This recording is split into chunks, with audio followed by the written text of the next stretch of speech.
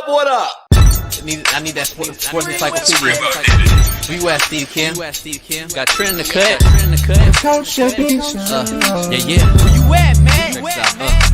In the gym shooting, I'm Durant. You ain't shooting John Moran. Darnell is the Ball State legend. I'm the Warren Central High School legend. I'm proving with a reliable source, straight from the mouth of the horse. Smitty and JB and Smitty from West Coast to Yost. I love talking ball. It's nice to connect with guys that are like-minded and just are real and genuine. Better stay in your lane. How did you? You are fucking insane. Dude, what? You just will not give this guy his flowers. What is wrong with you? Oh, you must have thought I was a bitch. I am him. Use not it. What's the topic? With your logic when I flow. Big Komodo, how it's talking. Got to get back to letting the baby cry a little bit to see if they can soothe themselves. That's a bar. Issues get pressed so past it don't get sacked like bags and baggage. Smitty and Jason Brown killed it, yeah, it's a rap. We what the game's been missing, we switched it and filled the gap. I identified him after his third fight and I said that guy can be a star. I'm so proud of the show, bro. With the gas, Smitty and Jason Brown. To the Coach JB show.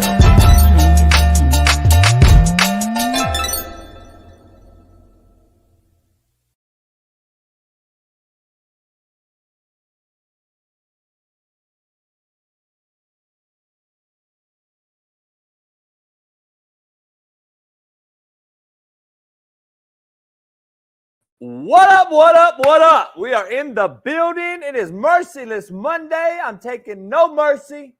So make sure you pound that like, subscribe, become a member. Shout out to Quanzito, West Coast, Long Beach in the building. He's up and bright and early because work hard, play hard are what cats in the hood do. We work hard, play hard. Shit, it's extra merciless today. You right. Work hard, play hard is right. Merciless Monday in the building. Pound that like, subscribe, become a member today if you're not one, because we're getting closer to the NFL season, which this will be the realest football show on planet Earth. So make sure you pound that like, subscribe, and share this thing, and go to winnable.com/slap picks today and download the Discord app, Slap Nation today. We got a lot going on, a lot in the world going on.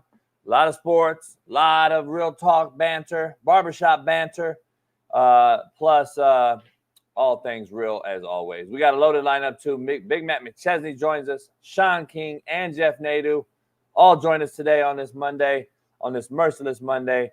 So make sure everybody pounds that like, subscribes, becomes a member every single day. Trying to get to 50,000 subscribers. We're almost at 45,000. So shout out to everybody who has helped the movement. Let's dive right into this deal, man, because there's a lot to get off. We got a lot to break down, and Bailey behind the scenes on the ones and twos, breaking down the show, and the best producer on planet Earth. So shout out to Bailey. He's running Big Match Show 0 to 60 pod every single day as well. So go check that out and watch that as well. The world's governments are the most criminal organizations on all of planet Earth. Get this. I want you to understand what I'm about to tell you. Over the weekend, got to hang out with some folks. And let me tell you, the Olympians performing for their respective countries who win medals. Just listen to this. Some of you may know something along the lines of this, but I don't believe you understand totally what I'm about to tell you. The Olympians, for each country that they represent, so American, Chinese, Russia, Cuba, Puerto Rico, those Olympians who busted their ass their entire life to represent their country and win that country a medal, whether it's gold, silver, or bronze, are taxed 30% on each one of those individual medals. 30% they are taxed. Yes, it's not a joke. These athletes who are not paid but will win your country the medal and stand on that podium with your flag draped across their shoulders have to pay 30% on taxes on those medals. Make it make sense. So we got to hang out with Michael Phelps. He won 28 of those bitches. Imagine this, 28 gold medals. He told Pat Perez over the weekend with myself that, and I had to discuss it, that he had to pay 30% on each one of those gold medals. I want you to understand how much a gold medal costs. Each gold medal is 36 grand. Take 30% out of each one of those gold. This motherfucker won 28 of them. Michael Phelps has 28 gold medals, homies. 36 grand a piece times 30% tax each. Do the math. Unfucking believable how criminal our government systems are. How fucking criminal. They're not paying them. They're over there representing our country, each country respectively, and get paid and get taxed 30% on each one of them. Disgusting, unfucking real. Couldn't believe hearing it. Shout out to Michael Phelps and Scottsdale native out there. Let's break this thing down. We are 3 Saturdays away from the college football season and 4 Sundays away from the NFL season. Let's fucking go. One of the main topics today is Michigan's football head coach, Shaun Moore, a good friend of mine who's still going to come on this show, is one of the 7 members from 2023's football program accused of violating NCAA rules in a draft of the NCAA's notice of allegations. Make it fucking make sense. I'm going to do a whole rant on this bitch. So I'm done with this. Athlon Sports publishes a story on Colorado football, and social media has lost their minds over the story with several wild accusations against Colorado football. Not sure if they're true or not, but we're going to dive into it with Big Matt McChesney in the first hour. John Gruden seen at Chiefs training camp, and I can tell you why. Falcons quarterback Taylor Heineke seen with President Donald Trump and VP J.D. Vance, and Patrick Mahomes seen throwing blindfolded and dizzy in practice. I have no idea what the fuck he was doing. Also, in another crazy news story, at a concert, some wild weirdo fuck was arrested for saying he was going to off Mahomes and Kelsey during the actual concert. Was arrested. Not all people like the queendom, I guess. Not just JB. I don't know. But before we begin, my one and only Far East Side 317, Naptown's finest, LeBron hairline having, Lamar Jackson loving, and AR5 defending, Caitlin Clark jocking, Fox Sports' very own Big Smitty. Welcome in. Cal, you want to go outside? You want to go movies? This dude leaves the whole set, leaves the scene as soon as I can introduce. He introduced me, give me all the energy. I'm dancing, I'm live, I'm bringing all the energy. He disrespects me. He disrespects me. Gets up, walks out, and takes Callie and Ash outside during my beautiful, amazing intro on a Monday morning. The disrespect of my co-host, it surprise. You know what? It doesn't surprise me. It doesn't surprise me. It's almost expected. But on a Monday morning, JB, bring him back on, man. What's going on, chat? What's going on, Quanzito, Jesse U from the LBC? We got Jane. What's going on? Sean Waffle, Christopher Agaloon. What's going on? Members only is who I'm talking to. If you ain't green, then I don't see you. What's going on with that bucket hat, JB? What happened in the intro? I didn't tell me. Homie. Homie. I'm saying. Hey, I posted a tweet yesterday that I did not realize did this. Yeah, I saw it this morning. I was on screenshot to send to Babe. I figured y'all already saw. I said, this motherfucker is crazy. What you know what it don't look at you. You know what the fuck you said. 3.2 million. I seen it. Yes, we all saw it. Is that what it really got? Yes. As of this morning. 3.2. So the whole world seen it. My co-host, the whole world saw it. Fox, everybody, ESPN, everybody saw the whole world saw it this morning. So my just one, that little tech, that so one. Now I gotta go to work this morning and be like, dude, Big Smitty, you be ain't that your boy? Yeah, that's my boy. Why you now I gotta make up shit. I do, you know, his phone got hacked. He didn't know. They do all this different shit. What happened?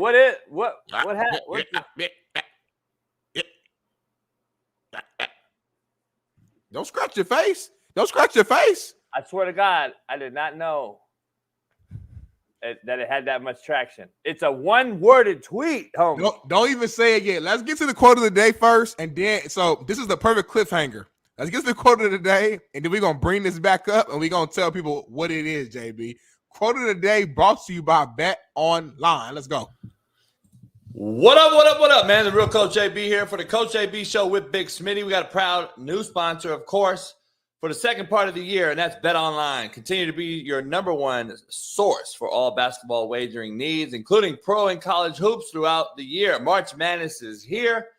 Join us every Monday and Friday with Jeff Nadu as we will pick them and up-to-minute odds, stats, and trends. You can follow your favorite team's path to the playoffs with in-game live betting, contests, and all the best player props.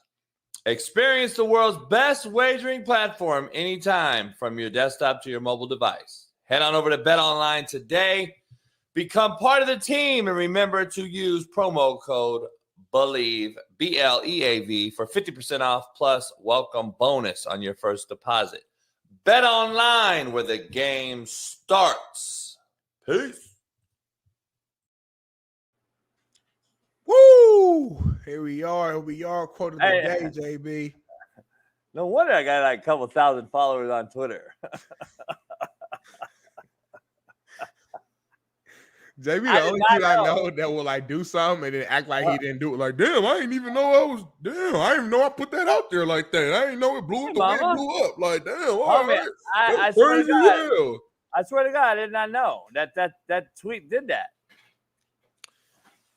Well, I want to know your quote of the day right now. We're going to get to that here in a second, the tweet. But let's get to the quote of the day. It's Monday. You know how I feel about quote of the days. The quote of the day sets the tone for the show. If it's a bad quote where you didn't bring enough effort and energy behind it, it's going to be a bad show. If it's a good quote, high intensity, high energy, then it's going to be a great show. So the whole show depends upon this moment right here. Why can't I collaborate on Instagram? They still got me in jail. Fuck, because you continue to say stuff like what you put out in your tweet, and you put that out on TikTok, you put it on Instagram, and they're going to continue to suspend you and block you every single time. Every time you cuss vulgarly, shout out to 5 Hour Energy, man. The best energy drink out right now, sponsored the Coach JB Show, Big Smitty. But the more you do that, the more you're going to continue to be banned. I don't know why you confused. I've never been banned in my life on TikTok, Instagram, nothing. So you got to know how to use it in a way to where you can still be yourself without getting suspended. But quote of the day right now, JB, the world's been waiting. We want to hear it. I want to hear it. What do you got for us? That shit got 4.1 million. Quote of the day brought to you by BetOnline. JB, hey. Quote of the day. Get his attention. Motherfucker's crazy. Quote of the day brought to you by BetOnline. Hope for the best. Expect the worst. And take what comes with it. I like that. That's a good, strong quote. That's a good, strong quote. You know what I'm saying? Like, it's a good, strong quote. It's just to the point. There's no beating around the bush. It's Merciless Monday. I mean, there's just beating around. There's no reason. Like, hope for the best. Expect the worst, though. Yep. And take what comes with it. And no, I love the quote. The energy behind it was kind of subpar. It was kind of mediocre, but the quote itself was good, though. It's the energy that in which you said it was very mediocre. That's it. You do the quote. You say it, and let me see if I can catch up with your end. Let me see what you would have, how you would have. I'm in my apartment today. It's a little hard. Oh yeah, don't worry. Yeah, I don't want to get kicked out. Who's in the studio? I do it. We'll get it tomorrow, maybe. Contrary to belief. Brought to you by Prize Picks. Head on over to Prize Picks, pound that like, subscribe, become a member, and use the promo code CoachJB at prizepicks.com. The it factor is the ability to tell someone to go to hell, and they look forward to the trip. Ooh, man, what you just say? That was different what you just said. Yeah, you don't know about it. I've never heard that before. I know. That's my own shit because I used to tell motherfuckers, you got to be able to sell. You got to be able to sell ice to an Eskimo. You got to sell flames to the devil. That's what I do. That's what I do. That's powerful right there, man. And like really, when I look at this quote, it damn near feels like it's a perfect like segue damn near until what you actually aligned and set up for us for the poll question, if I'm not mistaken, JB. What you think about that? To an extent. It factor. Poll question. Everybody in the chat, drop it. Smitty and I will debate it. Will Joe Burrow and the Bengals have a better record than Patty Mahomes and the Chief Queendoms? Yes or no? Real simple. Are the Bengals back? Is Joe Burrow back? Are the Chiefs done? Are the Chiefs over? Have they hit the precipice? Have they hit the top of the mountain and they can't go no higher?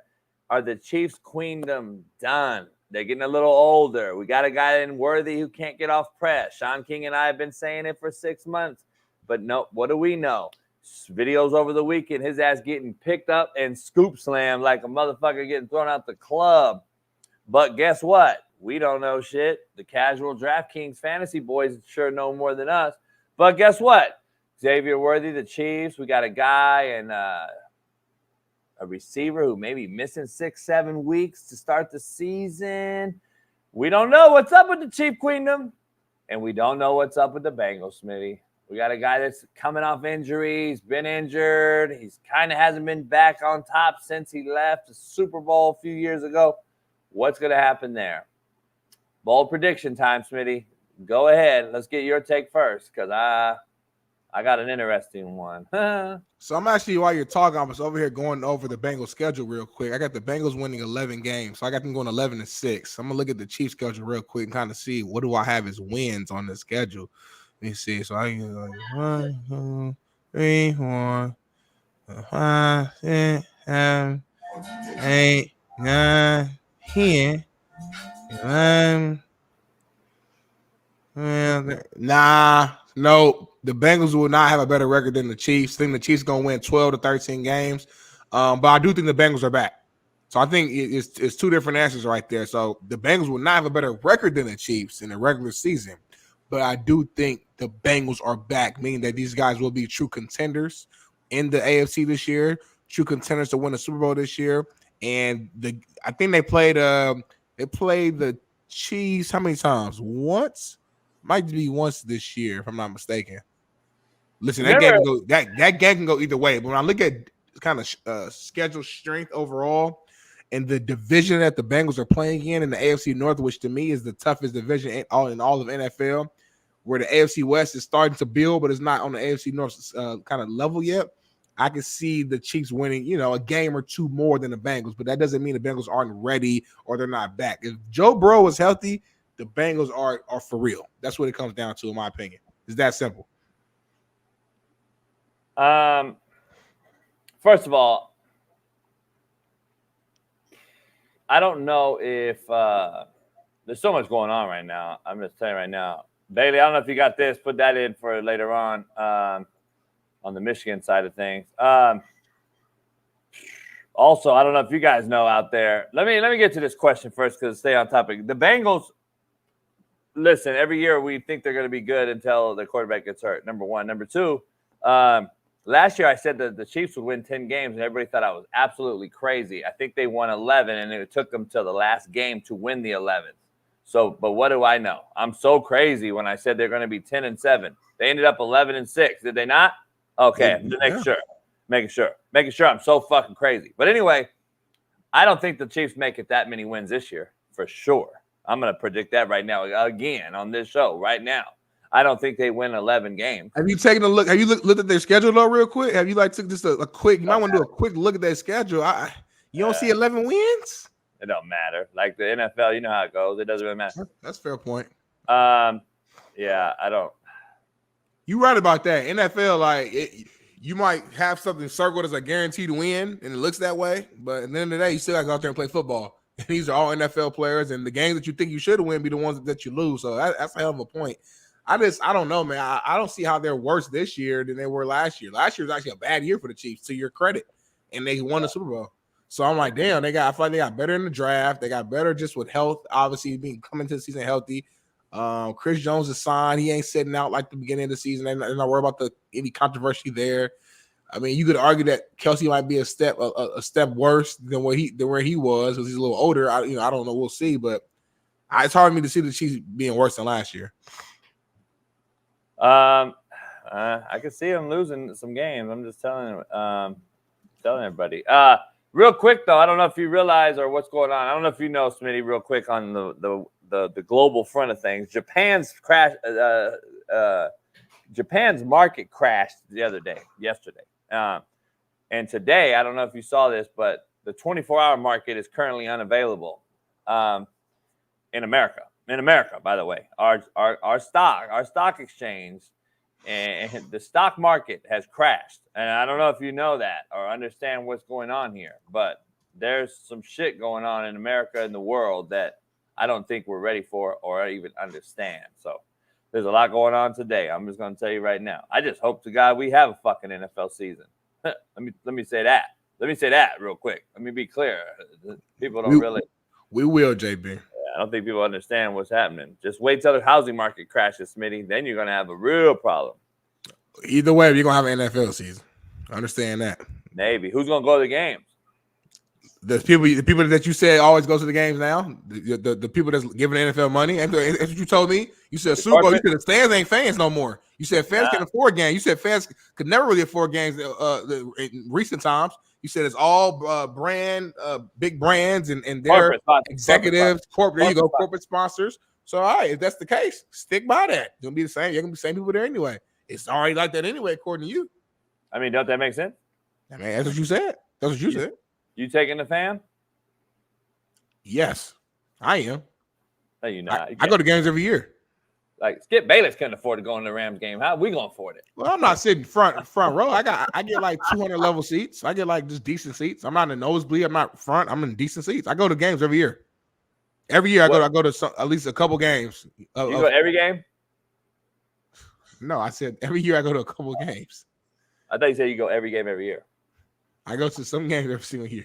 Like Smitty is crazy. Smitty loves Smitty got a deep pocket. He go to every game. He can go to every game in the NFL. Don't drink that whole 5-hour energy. Drink just a sip of it and throw it away. I hope you ain't drinking yet because you on fucking fire, right? He's shaking and shit. He's spazzing out and all type of like. Calm your ass down.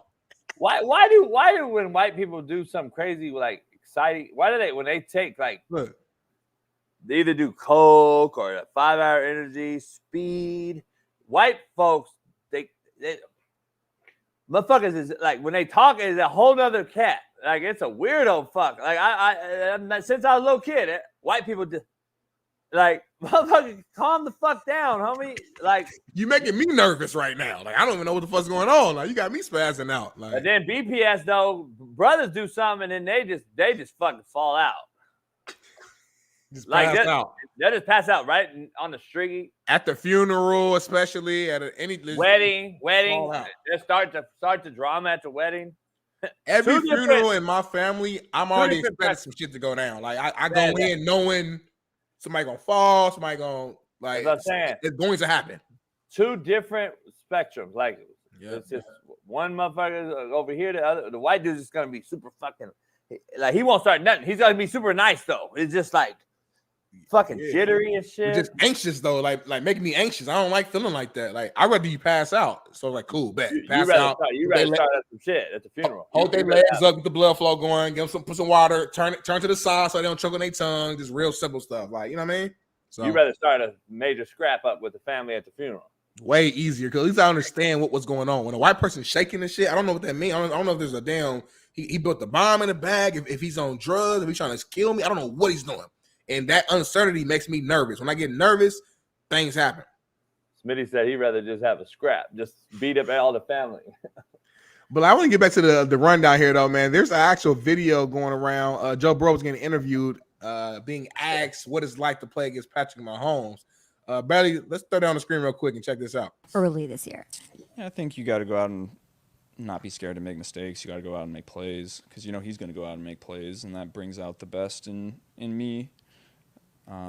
It's always an exciting challenge when we go against each other. It's an opportunity every time you go against him too, because you know all the eyes are going to be on it. It's always exciting. We've played each other so many times now. You get to know the guys on defense. You know, I don't know as many of the guys on offense because we're not going against each other. But guys like Chris.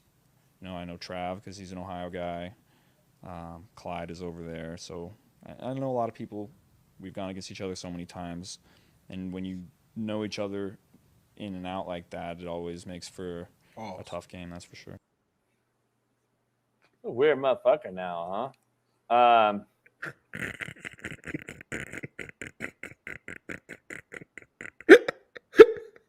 Oh shit! I knew you was gonna say something like that. That's why I was laughing before the video you stopped. I mean, that shit. Wow. That shit. Hey, by the way, real quick, Bitcoin just fell below $50,000.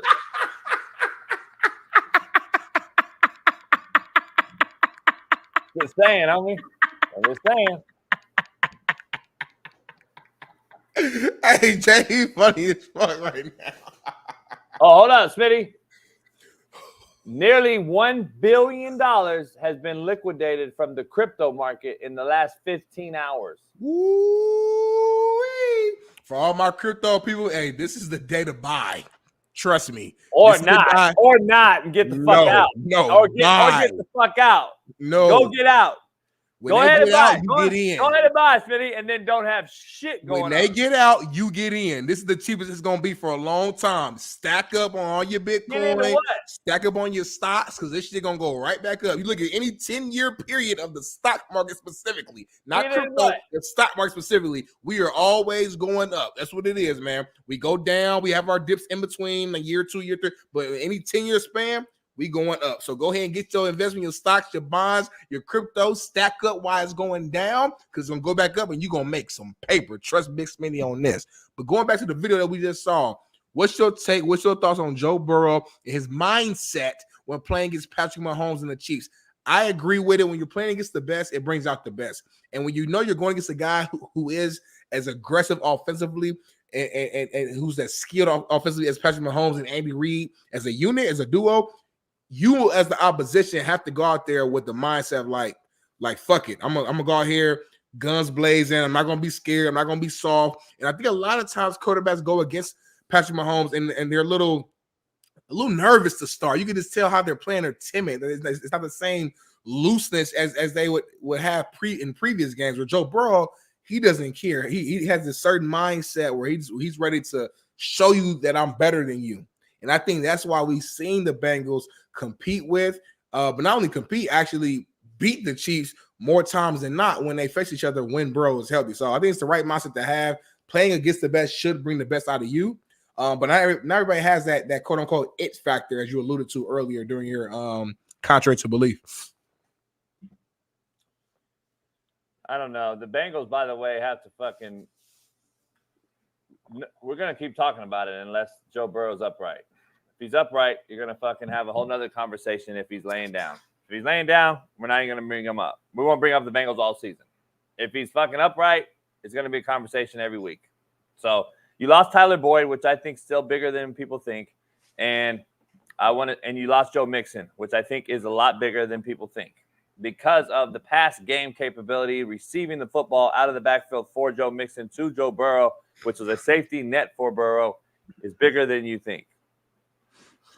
That's all I'm saying. So until we see the product on the field and understand, and let me be honest, until we see the product week 10, right? Like, let's talk about them week 10. How good are they? What are they doing? You know what I mean? By the way, I didn't say I would buy high, you fucking idiots. I said, or don't buy at all. That's what I said. I wouldn't buy shit right now because I don't trust nothing they're doing. That's what I said, dumb fucks. No shit. You don't buy high, you fucking idiot. Like I'm just. I don't want to say the word. All right. Smitty, real quick.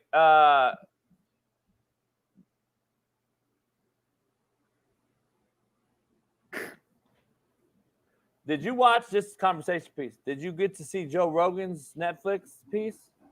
I watched like the first 25 to 30 minutes. It was decent for. I thought it was good for his audience. If that makes sense.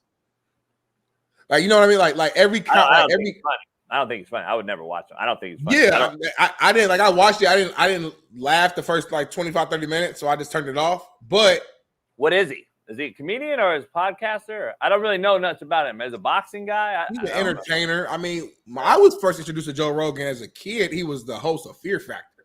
I used to watch Fear Yeah, I remember that. That's when I met Joe Rogan. Then he started doing the UFC stuff before UFC blew up, but then it did blow up, so it blew his brand up. That's when you and met him. Then his podcast being number one podcast. So I was like, he's just an entertainer, but he's done comedy before, has a strong fan base. I think for what he did and for what his personality is and what his audience is, from what I watch, it was decent for that audience. But not every piece of comedy is for every audience. It wasn't for me. I watched for 30 minutes, I didn't really laugh, and I just turned it off. So, but why do you ask that question though? Because I'm seeing it all over the place. And Bailey said he's actually originally a stand-up comedian, which I did not know that. So shout out to Bailey.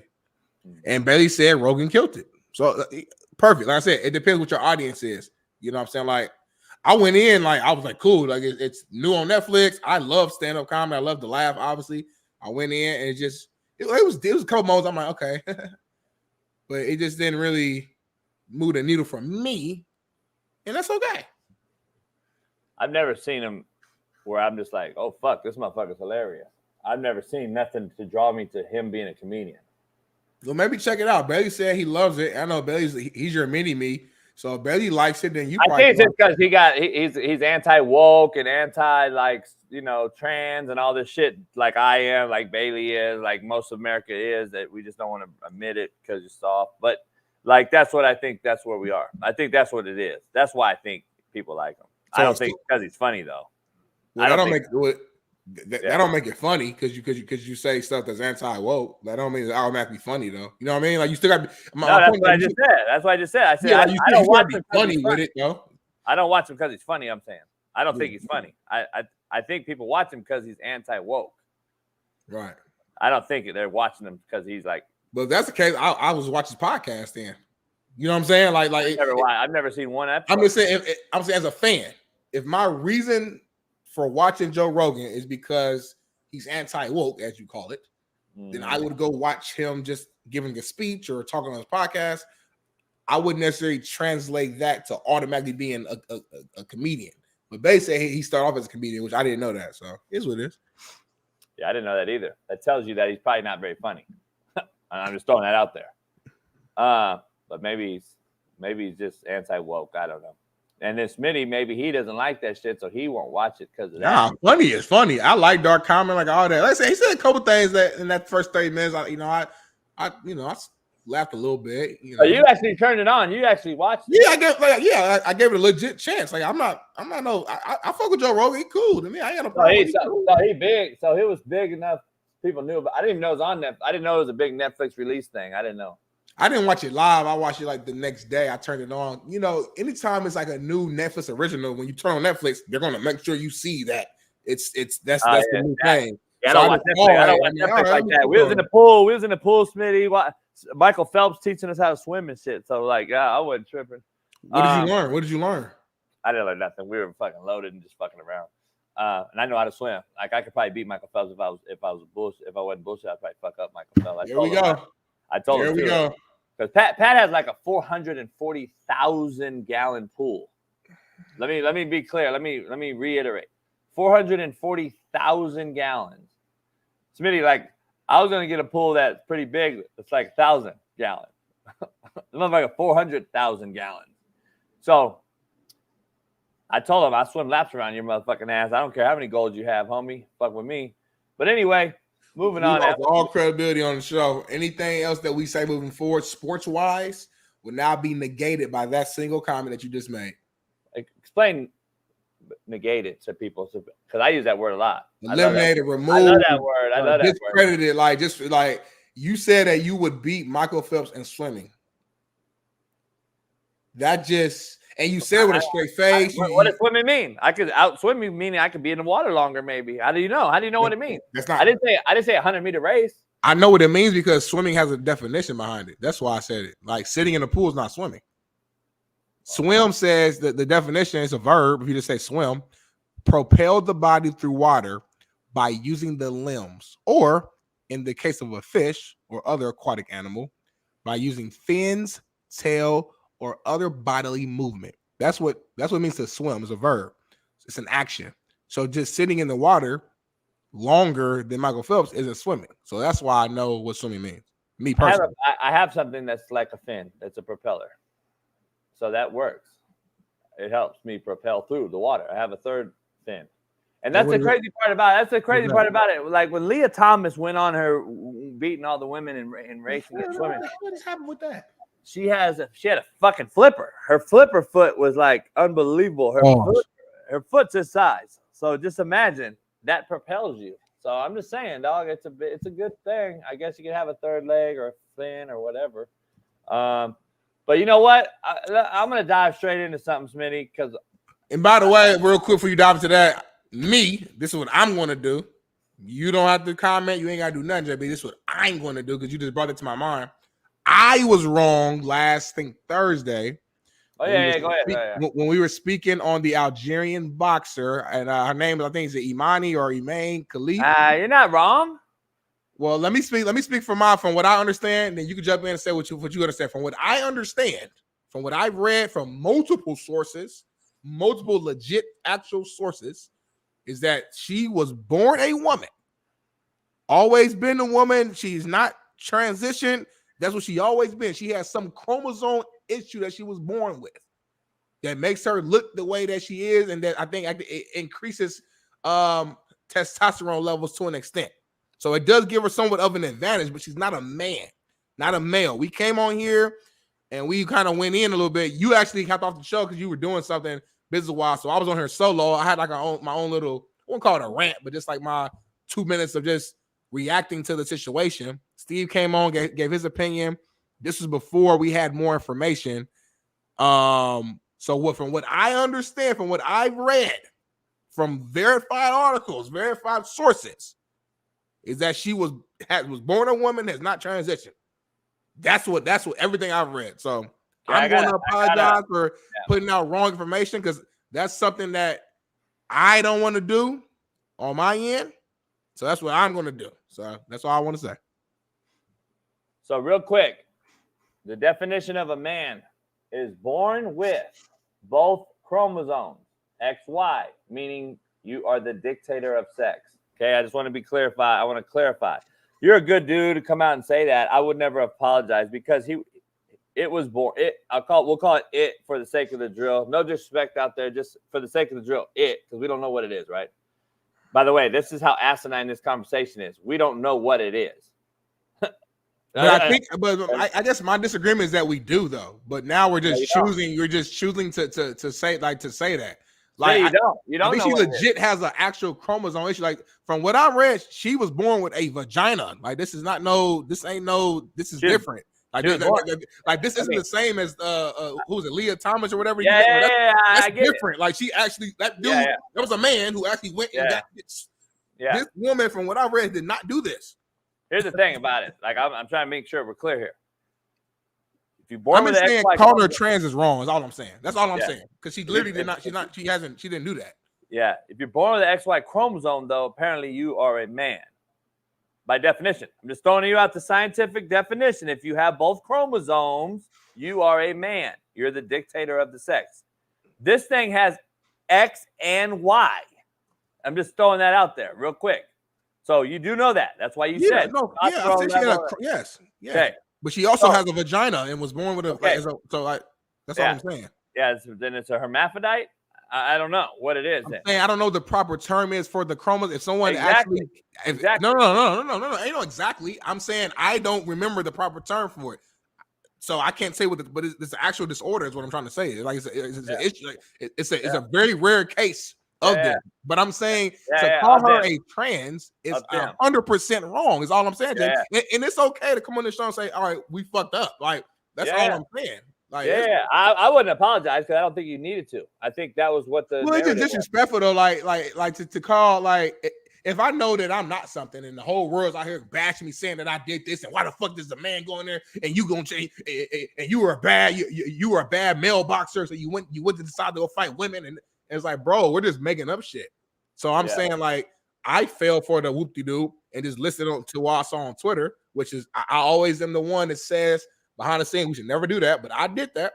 So I'm going to step up and say I was wrong for saying that. Now, if you say that, hey, she still had an unfair advantage, Oh, of course, yeah. Like that's what it is because the XY. Yeah, I think you pigeonhole yourself when you come out and apologize. Because what if they were doing this on purpose? What if they started to do this like more and more? Like, no, I'm just throwing this out there. What if this next year we got 3 more of these, and now all of a sudden there's like, damn, there's 5 of these motherfuckers floating around. Like, what if in 4 years we got 30 of these motherfuckers, and we're like, damn, there's more of these people than we thought. And then they're gonna come back to this apology that you just made. And be like, damn, Smitty, they're changing the narrative. These motherfuckers are faking the funk to fucking play our women.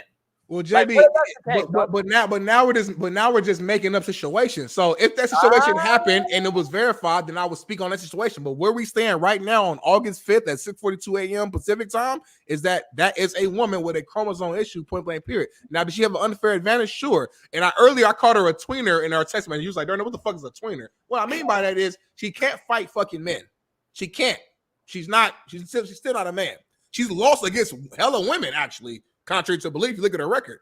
She can't fight men, but we believe she has an unfair advantage when it comes to just women with the regular chromosome set of build. So it's kind of a weird situation for her. It's unfortunate because, again, what I'm saying is I can't control how I'm born. I'm born a black man. You know what I'm saying? I can't control how I'm born. This motherfucker laughing. I can't, homie. Like, you can't keep a straight face talking about this shit yourself, homie. I see some of your face. Like, I want to clip it myself and make a vertical, homie. I want to do my first vertical. I want to make my first vertical with that. Homie, you was going on. You wanted to go off hard right there, and in your face, you smiled, homie. Like, do you realize what we're arguing about? Like, time out. First of all, number 1, we don't know what it is. Number 1. Number 2. Number two, we're arguing about what it is. Number 3, this broad, them, they, whatever. But see, that's what I'm saying. Stop right there. When you do that, and we know for a fact that she's not a transgender. You got to hear my point, though. All right, I'm done. Because I don't know what it is. Like I'm saying, but real quick, my point to what I'm saying is this: she has literally, figuratively, and scientifically failed tests and been put out of competition prior to this. She did not get sanctioned for what? How many different events? She has already been proven, to your point, Smitty, having both chromosomes and having an unfair advantage. So they said you cannot compete in these events. This has been happening, right? It's fact. This is out there. Go look. This has been happening. She's been banned from certain committees from competing. So she goes into the Olympics, and now everyone's up in arms, and we don't know what it is. And we're here arguing about it. No, we're not even arguing. We're just debating about, like, what the fuck is it? We don't know. That's the only reason I said I wouldn't apologize for shit. You're not really wrong. We made a comment on what everyone had already released, and you want to be a bigger man and say you apologize for it? Good. You're a better man than me. Because regardless of whatever else you believe, she's not a transgender. So that right there is just made up human. Like, it's literally wrong. That's why I said I apologize, because if I don't want to go out there and just put out like that part is wrong. Now we can the belief of like, should she compete still? That's a whole other conversation. But she's not transgender. It's like if you had a baby right now and the motherfucker just came out, she might be a real vagina and breast as a woman, but it had an XY, like I can't control my chromosomes. Like, you know what I'm saying? Like, that's all I'm saying. Like, she's getting bashed for being a transgender and she's not. That's why I apologize. Yeah, I mean, good for you. Kudos to you. That's what I'm saying. Like, it's just wrong to do that, in my opinion. She's made up human, though. I think maybe the new definition of a made up human. My new definition. Who made her up, though? Somebody, I don't know. Like God. I don't know. That's what I'm saying. Made up human, though. It's literally a made up human, though. This one really is. Like, think about it. I'm not even being funny. Made up human like a motherfucker. I think we got somebody behind the scenes, though, that's ready to talk about some other things than what we're talking about right now. Bring football back to the front, because we are only a few weeks away from college football season, and I think is it 4 weeks from NFL and 3 from college, or vice versa, something like that. Regardless, though, this guy right here, NFL vet, beast in the trenches, played O-line, played D-line, knows all things about football. Colorado Buff legend. The one and only Matt Machezzi's in the building. Bring him up to the show. Hey. What's going on, Matt? Good morning. Got a lot of Colorado to talk about, JB. A lot of football, a lot of Jets, a lot of NFL. Let's get to it. I didn't get to do my rant, thanks. But good job fucking producing the show. Listening to you guys argue about this shit is hilarious. Hey, thanks. That came on early, so we switched things up. So that's what we do. We don't keep our guests waiting forever. That's not what we do on this show. We never do that. Thanks for producing the show, Smitty, and taking over. Thanks. You're welcome. I will. I'll continue to do that. Glad I got to do the rant. Hey, man, it seems like I haven't seen you in a couple weeks. Matt and I were on the show, and then I had to get up and go do something happened, and then Smitty and Matt finished the show, lowest rated show we've had all year, and then came back, and then Matt, and I haven't seen Matt. I haven't seen you in a while, Matt. That's because JB, you're disrespectful. You tend to leave when people join the show. You did it to me this morning. You did it to Matt when he joined. Look, fucking again, Matt. I got a lot going on. What am I gonna do with this guy? I got a lot going on. I got a lot going on. You don't care what you got going on. Matt's on the show. Hey, it's called grown man shit. Focus on Matt right now for the next 53 minutes. Matt's on the show. You don't know about that yet. That's that Kamala Harris energy, homie. Let's dive into this. He's insane right here. He's hey Matt, I got a rant for you. I got a rant for Matt. Oh, fucking say it then. Say the rant. New Michigan head coach Shaun without a doubt. It's Compton in the house. Without a doubt. It's Compton in the house. Without a doubt. Compton mixed with Colorado. The Michigan head coach Shaun Moore is one of 7 members from 2023 football program accused of violating NCAA rules in a draft of the NCAA's notice of allegations obtained by ESPN and other outlets. The draft, which could be subject to change, states that Coach Moore could face a show cause penalty and possibly suspended for allegedly deleting a thread of 52 text messages with former Michigan staffer Connor Stalions. Now, by the way, in other news, it took 9 months to find out that was Connor Stalions on the sideline right here at the Central Michigan game. By the way, Smitty and Matt and I 9 months ago said, oh, yeah, that's him. It didn't take us 9 months to investigate it. So we knew right away. We knew right away that was the motherfucker right there. Hey, that's Connor Stalions. That's crazy. Matt and I had a whole rant about it one show. I remember oh, damn, that's crazy. This motherfucker's on the sideline. Why does it take the NCAA 9 fucking months to tell everybody, oh, they're the fucking judge, jury, and executioner? By the way, a spokesman for Michigan's football team told ESPN, our athletic department and university continue to cooperate with NCAA regarding this. We have to we'll update you on everything we find. Now, here's the thing. Is Jim Harbaugh going to get suspended the first 3 games for the Chargers this year? Oh, no, he's not. No, he's not. Sorry. That's what happens. That's why they leave the NCAA and go to the fucking NFL. This is an absolute joke, Matt. Why they're continuing to go after this. I know why. Because they go after champions. They can give a fuck less about shitty teams. There's shitty teams out here doing a bunch of crazy shit. Nobody's even worried about them. But if you win, Matt, you know damn well they all come after you. This is a joke. This guy's filled in for 6 games last year.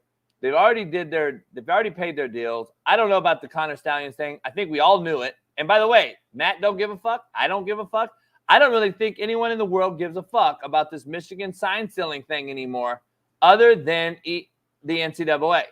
I think everyone's fuck it. Go ahead, Matt. How could you work for the NCAA anymore? I mean, every time I hear NCAA, I'm like, oh, okay, this is a joke. So whatever he did, whatever he deleted, show cause is pretty extreme. That's not good. I hope it doesn't happen. Obviously, I like Coach Moore a lot. There's a lot of Dungeon family in Ann Arbor. That team had a bunch of guys on it last year that I work with. So I've been pulling for them. I'm glad they won. But the NCAA is just being vindictive right now. They don't have much of a leg to stand on. They're just trying to, chop the legs out from underneath the national champion and make them look bad. Of course, every Ohio State fan will run with this and scream bloody murder. But realistically, this is not a big deal. And honestly, it's incredible to me that they keep just trying to stir up shit on this program. Like, just leave them alone. Let them go do their thing. It's, again, when you want to tell me that they're cheating and they know what the other team's doing, well, everybody watches tape, so pretty much everybody knows what you're going to do anyway. And then last year, right when this story came out and Harbaugh got suspended, they went to Happy Valley. And if you remember correctly, I talked to Drake Nugent about this because he didn't even really realize it. Drake's with San Francisco now, and they ran the ball 30 straight times and kneeled it twice in the second half at Penn State and just beat the shit out of them. That's not because they have the calls. Thank you. You know what I'm saying? So this is the NCAA is reaching here, and I doubt that anything happens. This is just another one of those smear stories on Michigan. Yeah, 100%. I couldn't agree more on that, man. Like, at the end of the day, you still gotta go out there and play football. You know what I'm saying? Like, the whole, I know the call, I know the play. Okay, cool. I can know that they're about to run power. I can know that pre-snap, but I still got to get ready for that damn double team. You know what I'm saying? Like, I still got to go out there and try to beat that thing. So, I think this is overblown. It comes off as people who never played the game making the decisions. And then even in the midst of the game, I remember JB brought this up when the story first leaked or where it came out. Even if I know what the play call is on the other side, you know how much shit has to go down in that split second to translate that over to my team. Exactly. I got to remember what my play is. All right, base 24 shock, boom, that's the play call. But then you got to see what they're calling. You got to try to guess which one of their play calls is hot, so you can know which sign is the right one. Then pass it. It's not even realistic. Is what I'm trying to say. They just have better game planning. Exactly, 100%. Look. How about they were just better? How about they were just better than everybody last year? They are better. They were better. They are. I don't know if they're better this year. I doubt that they win the national title again. They were pretty loaded last year. But I will say this. Every school is looking for any advantage humanly possible. And when the NCAA has been neutered, thank God. I mean, what are we talking about here? I mean, the college football stories these days are like young NFL player stories. $10,000 gambling debt fights in locker rooms, and Hermione McClain getting slapped in Boulder by Shiloh. Shut up, bitch. That's coming up next, by the way, Matt. So everybody's got fucking bread now, right? So all these young kids have bread, and young people with bread do dumb shit. So, hey, Matt, I want to read you a quote. Michigan Wolverines won the national championship as far as we are concerned, fair and square. End quote. That was the quote by Jim Baker, the NCAA commissioner. After the season ended. That was the last thing. Now, today, now they're saying Connor Stalions was verified on the sideline of Central Michigan. No shit. We knew that 9 months ago. And you're investigating Sharon Moore and continuing to do so after you yourself came out after the national title and said this was a fair and square national champion. What the fuck are we doing? I mean, it's kind of fucked up too that they're just going after Coach Moore after all this has been laid down already.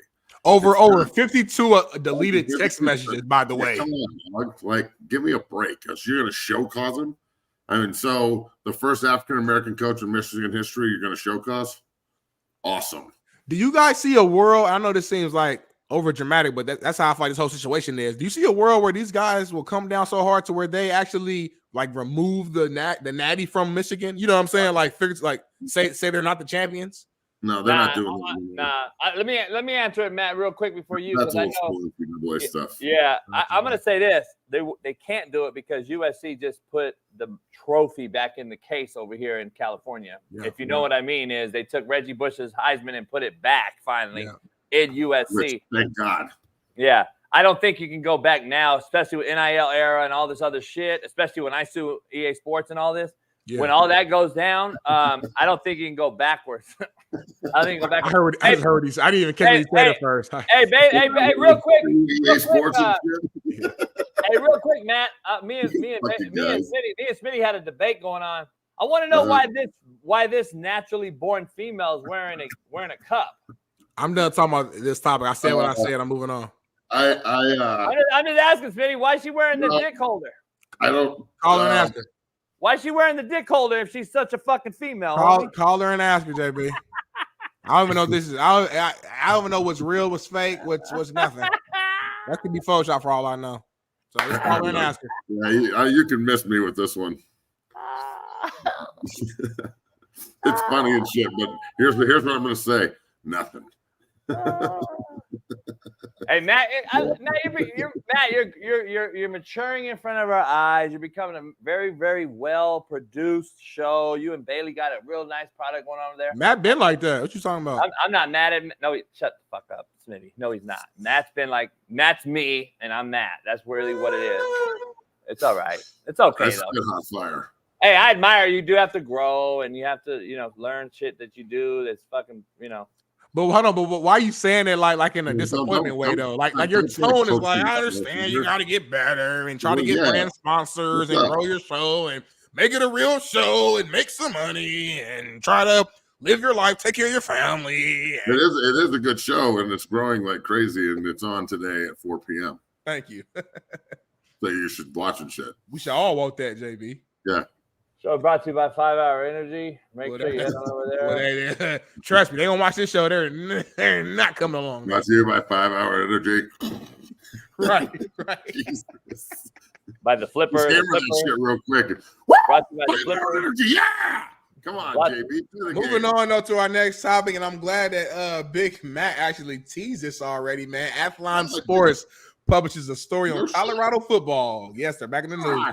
And social media has lost their minds over this story. Several wild accusations against Colorado football. Listen, you mentioned some of it right here. Former player described the culture as a real-life Grand Theft Auto video game full of fights, guns, and money.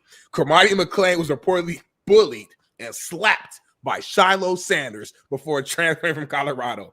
The prize recruit, Jordan Seaton, was allegedly, bullied into proving his manhood by fighting former CU lineman Savion Washington. And last but not least, wide receiver Caleb Mathis and QB Colton Allen reportedly got in a locker room fight over 10,000 bands in a gambling debt. So Matt Machese, you are the Colorado Buff legend. You are the voice. You know all things Colorado. So I got to ask you, is this true? If not, man, let us know. What's your take over all this shit? I mean, I don't know if this is true, but I'll tell you, it sounds like this is a good football team.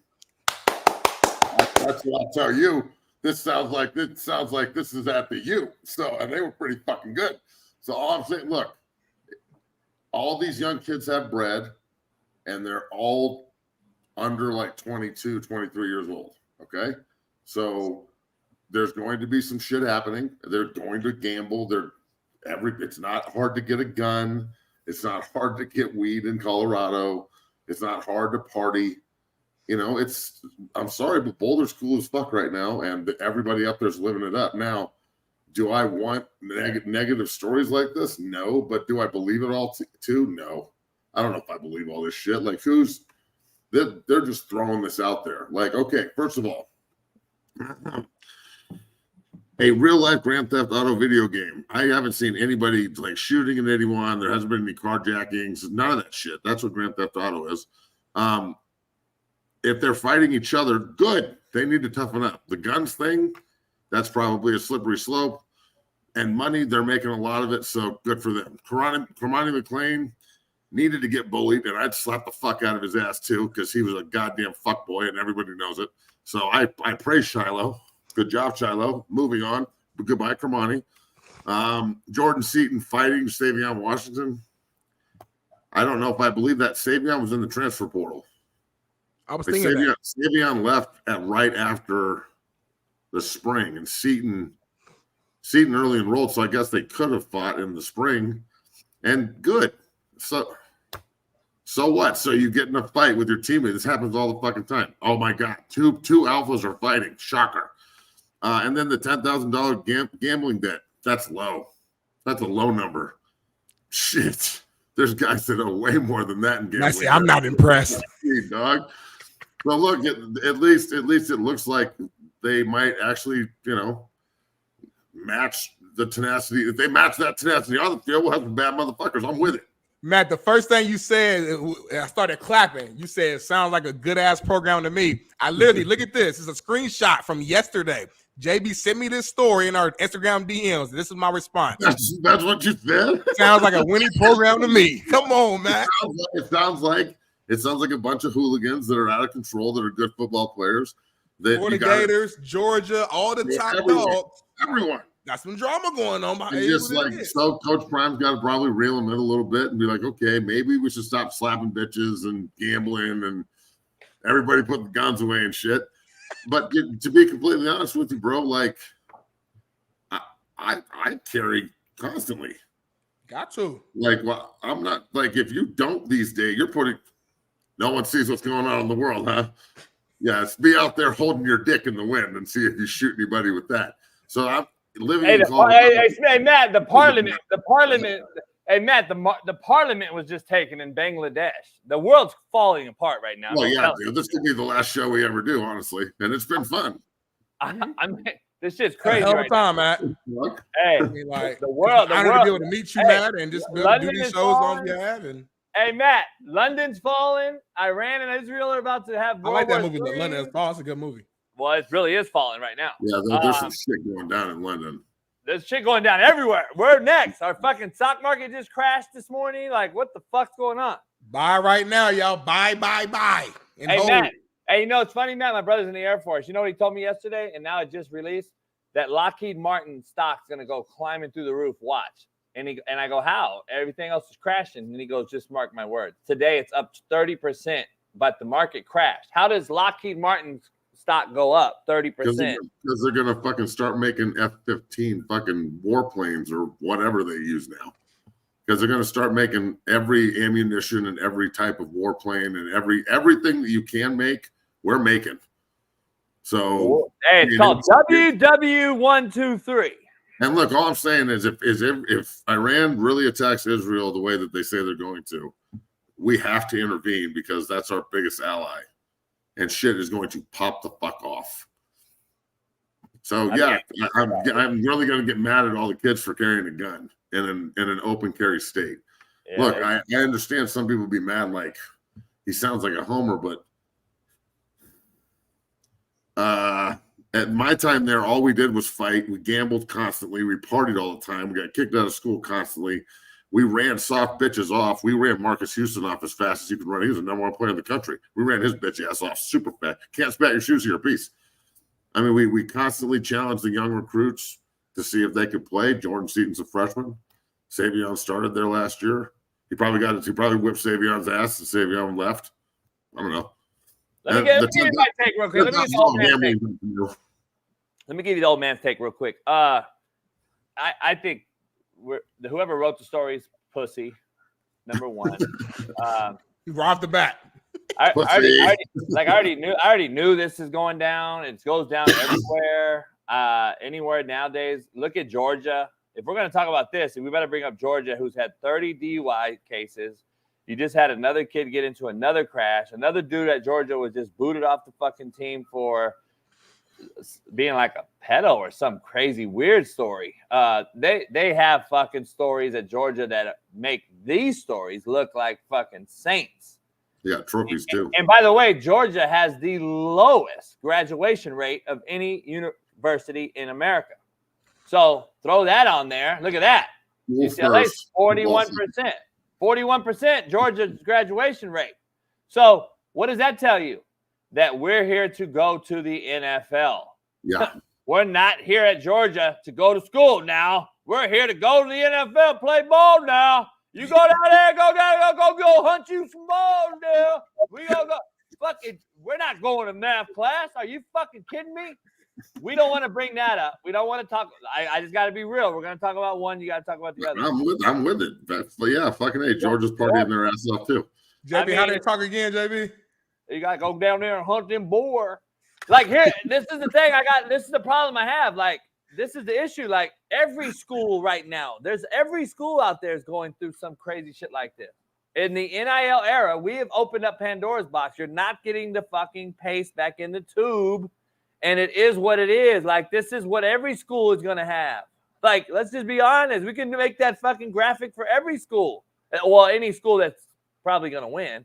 Like, you're gonna put that on there. And hey, listen, if all this is true, shout out to Coach Prime for like really keeping it under wraps. Though ain't nobody getting ain't nobody in jail, ain't nobody until now. It's the first time we're even hearing about it, and the sources that we're hearing it from not even like really like verified yet. So we don't know if it's even. It's not like it's big time. Like I wouldn't agree to that. I don't know about if it's on the wraps. I think we've all Matt and I have been talking about this shit for a fucking year and a half. What do you mean? It's not on the wraps. We all knew something was going on. That's at every school. We haven't been talking about guns and gambling. Oh, yeah, I'm not talking about guns. I think that's what I'm talking about, JB. I haven't even said the word gun. I don't believe that's even real. I think that's bullshit. Like, that's just bullshit. I think everybody's carrying a weapon and you don't know. So be careful who you talk to. Is Colorado concealing carry? Colorado's open carry state, dog. Oh shit! I can carry my piece on my hip without a permit as long as you can see it. Yeah. If I want to conceal carry, I have to have a carry conceal. Yeah. And then I can wear it anywhere I want, and you don't know I can have it. But I can walk around with an AR-15 as long as you can see it. It's like Arizona, Texas, Arizona, Texas. Like this. Yeah, Arizona, Texas, it's all the same. It's crazy. Yeah, Quan, we couldn't have that shit here. Motherfucker, but. Like, you see that here. You guys can't even drive 10 miles over the speed limit, apparently. What the fuck is going on with that? Well, we can't drive that anyway because the traffic's so fucked up. Yeah. Newsom today came out and said that they're going to put a bill in California where all new cars it will be locked into the system that you can't go more than 10 miles over the speed limit in California. Like the actual car itself is designed a way where it will not allow you to go. If the speed limit's 65, you can't go 80. Well, that's why I don't have a new car. No, that's why you don't go electric, homie. Fuck Elon Musk and all this electric. Fuck these electric cars. Fuck them. Fuck them is right. Go get you a fucking 77 fucking Coupe de Ville, homie. Fuck, I'm remove gas stations on like 10, 15 years, and we ain't got no choice. Nah, that's why you gotta get rid of. That's why, Matt. This is why I want to make an announcement, but I can't. This is why I need to run for governor of California. Oh shit! I don't know. Cool. I don't live in Colorado, man. You could burn California to the ground. Shit. Hey Matt, I'm gonna run for governor. Hey, the Terminator won the motherfucker. Why can't I win it? I don't know. Look, California, Colorado, Canada. Everywhere is burning to the ground right now. You might as well become governor and finish it off. JB, the problem is, you know they're gonna pull up all your shit. Anything you ever. I got clear record, homie. I got clear record, dog. They can bring Schwarzenegger had tons of dirt, and he got elected twice. Schwarzenegger had a fucking rink going on in Poland or wherever the fuck he's from. There we go. There we go. Shout out to Bailey, man. That's for hilarious. Hey, Smitty, can you imagine? We had this conversation with Michael Phelps, Sean Salisbury, Pat Perez. We're sitting in the pool talking about this crazy shit. They're like, I'm gonna back you. We're gonna fund this shit. I'm gonna get everybody to fund this shit. We're gonna fund the fuck out of it, and so we can get California back on track. Like, I'm gonna become the governor, and then in 4 years, Smitty, I'll be the president. They be run. Really run though. Fuck it, let's do it. I might. I really might. Look, Kamala Harris is running for president. You can easily fucking run. That's what I'm saying. I might as well. Donald Trump is running for president, bro. Like that's what I'm saying. Next time, The Rock. I mean, why what the not? fuck?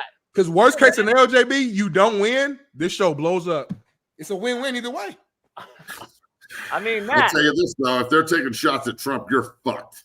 You're getting assassinated quick. Matt. No, but JB got the whole hood behind him. Though. He got all the blood. You got the hood behind you, dog, but still. Matt, I'm gonna have the hood. Hey, Matt, my private security is gonna be watching Secret Service. That's what's crazy. They don't even know. Hey, you're gonna see Secret Service go down. Blah, and then it's my homie Quanzito in the chat just smoked the fucking Secret Service. Like, that's what I'm saying. I got cats all on them. See, hey, the real Rick Ross. Hey, Mike, they not ready for stand up. Hey, Freeway Rick next to me in my fucking primary and shit. With a suit on and shit. I'm telling you, cat's gonna be like, there's your cigar. Just, I got something to say to all you bitches. Hey, man, you imagine every meeting on that? I mean, I got a cigar. You can't go to work, motherfucker. You can't get out of bed, motherfucker. You sorry ass soft motherfucker. Hey, do all your speeches in Compton? Like all your shit's always in Compton? You walk out to many, man. Wish that upon me. Like fucking, you got a hologram of Nate Dogg just see walking behind you. Fucking. Nah, we're walking out to NWA. Everything. Fucking quick. NWA. Fuck straight out of Compton. Motherfucking name Ice Cube. I want to get involved in this. I moved to LA for this. JB comes out there with like a folder of notes, but then he throws the fucking fucking notes. This is real speech. It's fucking spontaneous shit. Okay, about the bird and the crow. What should we do about the homeless people? I don't know. What do you think we should do? That's what we should do. Fuck you. Hey, I'm telling you, I'll hire Smitty, DEI hire. Like we get this thing crazy, bro. JB's insane. We get this cracking. Let's go. Whatever you want to. I love it. Oh man. All right, man. Getting back on track a little bit here. Let me get to the rundown. Staying in college, the Baylor coaches wore "We Pay Players" t-shirts at training camp on Friday. Dave Aranda at Big 12 Media Day said a few weeks ago, "We pay players" when talking about why Baylor's having success at recruiting. Matt, I just want to start with you and get your thoughts on this. I love it. It's just making a mockery of a system that exploited their workers essentially for 100 years. So I know college football is awesome, but I sure would have liked to earn money from 18 to 22 years old. That would have been nice. Just saying, it would have been nice. So the fact that they're just openly mocking the NCAA, yet the NCAA has the audacity to keep going after people, it's hilarious to me. The NCAA is nutless. Everybody should be mocking them. This is fucking perfect. I love it. Good shit, Baylor. JB, how do you feel about it? Like as a coach, do you like this as like a marketing recruiting tool? Is this something that you would do if you were coaching today? I'd have another shirt to counter this and say, so does everyone else. We also pay players. I mean, it's not really. And then another scoop like we pay them more and just keep just adding pieces to it. I think this is just me being negative Nancy. I think this actually gonna bite him in the ass. How? Because at the end of the day, like if I'm in Alabama, do I make a shirt that says Baylor can't pay as much as us? I mean, maybe shit. If you want to start shit talking Baylor, sure. Why not? I'm just saying that they're clearly making a backhanded slap. If you made shirts for CU and CSU, the CSU shirt would be like, I don't know, do one of those full-length sleeves you have to put on. You got to hey, Matt, seriously, you're in the business. You see this, and you know what I kind of. I don't mind this at all, dog. I think it's fucking hilarious, actually. No, but I'm saying I think you realize where I'm going with this. Like, don't you kind of see at the end of the day this may bite them because you're not really you're kind of throwing a backhanded slap at everybody, everyone's saying we're not paying and all this, and then you go out and say we're pay our motherfuckers. Fuck it. Don't you see this kind of hurting them though down the line? Because I wish that more. Baylor, homie, you're not Alabama. Well, Baylor's 2 years off a Big 12 title. I'm not going to sit here and shit talk the program, but I will say this: I wish more programs would get behind this and just fuck with the NCAA relentlessly until they go away and cry in the corner. Yeah. I mean, I don't think that this will backfire on them at all. If anything, it lets a bunch of dumbass high school kids know that they're actually in a potential position to get paid. Because apparently a lot of these idiots don't understand that still. And I just want to go play. Well, do you like money? That's not going to work. So you got to just, maybe they are recruiting dumb motherfuckers. Well, those are usually the ones that make plays. So. All right, moving over to the NFL a little bit here, and I'm gonna start with JB on this one. Actually, the Cardinals have became the first NFL team to ever, broadcast the girls' high school flag football. Had a video, I think that they're kind of using to promote it. Right here, as you can see, the ladies turning up, getting ready to go out there and compete amongst each other. JB. Would love to get your thoughts on this and just the women competing in their flag football and the Cardinals promoting it. How do you feel about it? I think it's cool, man. It's another opportunity as long as there's not some like 6'8", 300-pound dude defensive end that thinks he's a chick. Right. If that's happening, not cool. But if it's just a bunch of chicks competing, I'm with that. Totally with it. So I don't have a problem with this at all. Now, JB, on the other hand. I'm going to hold my comments. I knew it, dude. I love to see the maturity and growth amongst JB. Everybody in the comments fucking with me because of sunglasses, okay? I'm blind in my left eye and I have unbelievable light sensitivity from concussions. Do I not wear sunglasses all the time? Yeah, you do. Yeah, I do. And I wore a fucking shield when I played. Shut the fuck up. People just act like, I swear to God, if I was, fuck, these guys that judge me and like over the weekend, we're at Costco, homie, by the way. So I'm with a $100 million motherfucker at Costco and some fucking fanboy, epitome of a fan, jumps out. He's wearing sandals, tight ass pants, tucked in shirt, cell phone on his hip in the case. Yeah.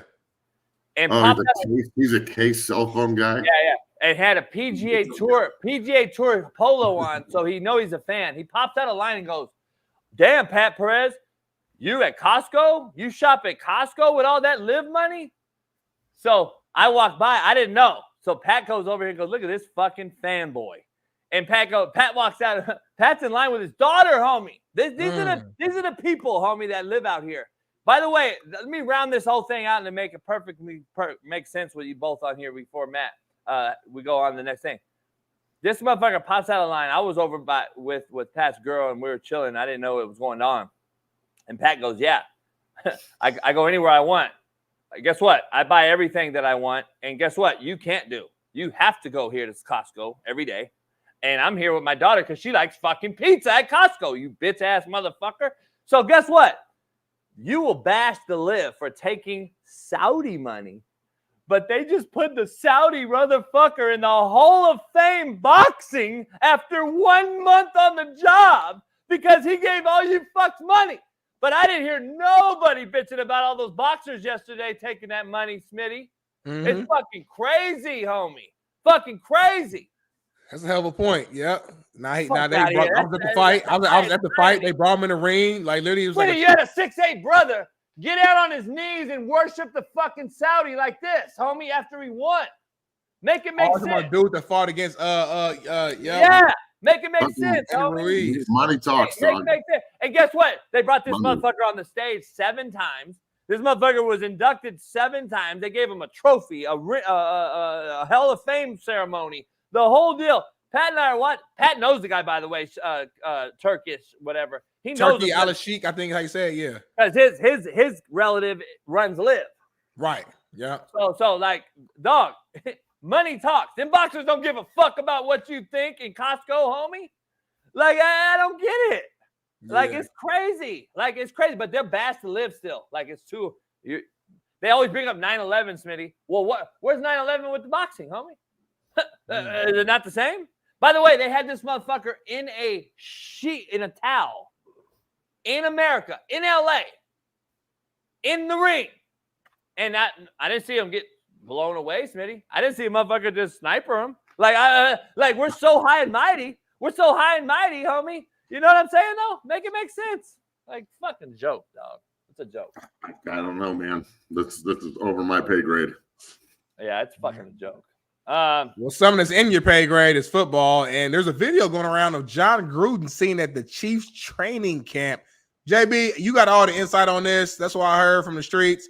Break this down. What's going on? He has all Chiefs gear on. Is he about to get hired by Coach Andy Reid?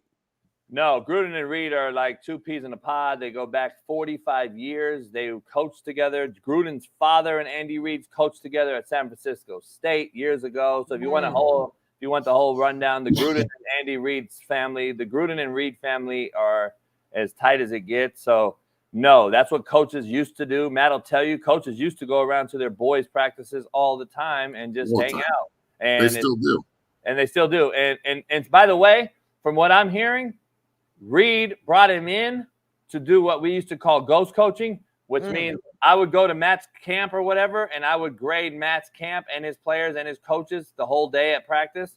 And Gruden is literally grading and probably coaching up his staff. And then they'll go to a meeting, and Gruden will say, hey, quarterback coach, quit standing around, do this, and this. Hey, O-line coach, too much sitting around. Your guys are taking, they're sitting there bullshitting in between drills. Have them engage more. Whatever. But Reed will bring guys in that know what they're doing to we call it self-scout, self-critique. So it's not a personal thing, but I've seen some get heated though, which is a good thing. Like I think it's good that you bring guys in that's kind of gray. And I think Matt will agree to that. Yeah, and I'm glad to see him back on the sideline. I always like Grudes. He's obviously had a bad falling out, but second chances come along. So maybe this is a second chance for him. And I know he likes being back out there. That's where football guys belong, is on a football field. So these guys have been together forever, and Gruden might see things that coach doesn't see, or maybe coach just needs somebody that he trusts, like he trusts his own voice, which I'm sure he does with John. Look, everyone's just assuming Kansas City's going to three-peat, and the rest of the league is laying down. Making fucking hard work. They are not just going to lay down. So I'm sure that they're, I don't think it's a coincidence that 3 days ago they're doing like circles around a pole and throwing the ball blindfolded, and then 3 days later John Gruden's on the field. Like, I agree with coach that, look at this bullshit. So, God, Bailey, you're on it. Like, this is – I know this is cool, but this is in the middle of practice. This is a drill they're doing. So we're wasting practice time on this shit. Like, I just have really – Smitty sent me this. I never knew about that. I was in Arizona. I was like, why? I mean, what are we doing? This is if he didn't have rings, if this was Josh Allen or Lamar Jackson or Herbert or someone that doesn't have fucking hardware yet, they would be getting crucified for this shit. I didn't think about that. That's a hell of a point. No, I'm just saying, bro, like, it's not a coincidence that when you do this kind of JV fuck around shit, and look, again, Mahomes can do what he wants, homie, but there's 5 other quarterbacks right there. And how many coaches? 1, 2, 3, 4, 5, 6 fucking coaches. And this is during practice. This is a quarterback drill. This isn't like just fucking around. So, I don't know what we're doing. This is a bad look. It's not surprising to me that John Gruden's on the field after this shit came out, because a lot of people thought it was cute, and I think it's a little too cute for me. This is like, remember when the Lakers were going when they got Peyton and Karl Malone, and they were just fucking shit stomping everybody, right? 04. And then they got hurt. Yep. Yeah, they got to the finals, and Detroit was just like, fuck y'all, and put lockers on them and beat the shit out of them, right? I feel like Kansas City is so loaded and so good, and everyone loves them. They're kind of falling into this like, oh, well, we can look what we do this in our fucking sleep. And you know what? They might be able to, but it's not surprising to me that Coach Gruden is there after that happened. Hey, do you see? This is I don't agree. I don't believe what I'm about to ask you is real, but I do know that it does happen. Rumors last year, they won. Andy Reid was getting up there where he may say, you know what, I've had enough. We talked about it on the show. He walks off into the sunset. So he didn't do that. He has an opportunity to be in elite status by winning 3 in a row. No one's ever done. So obviously, okay, he comes back. He has this opportunity. But do you know, and you do understand this, but I'm asking everyone else, you do realize out there that this thing is a very, very tasking situation as a head coach in the football and in any level of football, a little less the NFL. Do you see him getting kind of complacent out there, maybe allowing some of this shit and watching like, and then it comes back to bite him? Or do you think this is just a segmented drill that he had? Well, you're a head coach. If you look down and your quarterbacks are doing this, even if your quarterback's the baddest man in the country, what are you going to do? What do you do? I fire somebody. Somebody's getting thick with it, bro. I'm sorry, but this is also a bad look for all the kids sitting there watching it. Like, I understand football's fun. Can we have fun after practice? Hey, Matt, that's my point. I was gonna make this point. We used to do spin the bat right there. So you know how we had 4 people, we'd have 4 guys and they spin the bat and then they'd run 40 yards and fall down and we make it a fun thing. I'm glad. Okay, thank you. I was gonna bring that up. That's after practice. That's after practice. That's extra work. And that's usually spring ball. It's a spring ball. When we're throwing the ball at the fucking goalposts, when we're playing the 3-ball game where you're throwing it back and forth in the slope, whatever you're doing, that's all fuck around, bro. And that's why I was going to jump in. That's my only comment that I was going to add to this. Is like I get your point, man. Like, it looks like this is in the middle of practice. So if that's the case, that's fucking stupid. I thought maybe it was pre-practice, but maybe before, and they're just fucking around. That's why I thought, like, all right, we've all done some like fun shit at some point in practice. I'm assuming you guys have at some point. I know I did at some point. But look, football can't be fucking just smash face constantly. Look, if Mahomes can get away with this kind of shit, what can everybody else do? If they see him doing this, then they can go be a silly kid. And they need, if you're going to three-peat, I mean, shit, bro. There's been some really good teams out there that couldn't do it. The triplets couldn't do it. Yeah. The Patriots couldn't do it. So if they're going to do this, I think everybody needs to be a little bit more hyper-focused. I wouldn't be surprised if Kansas, last year they came out and struggled week 1 terribly and got beat by Detroit, if you remember. Yeah. So, I wouldn't be surprised at all this year if Baltimore puts it on the first week. Yeah, I don't think they'll win 11 games, which they won last year. I said they'd win 10. You don't think they're going to win 11 games? Yeah, well, last year I said they'd win 10, and everybody called me crazy. They won 11, and their 11th win was the last game of the season. So I don't think I was that fucking far off, by the way, to all these fanboys out here. Number one. Number two, I think this year, I don't know.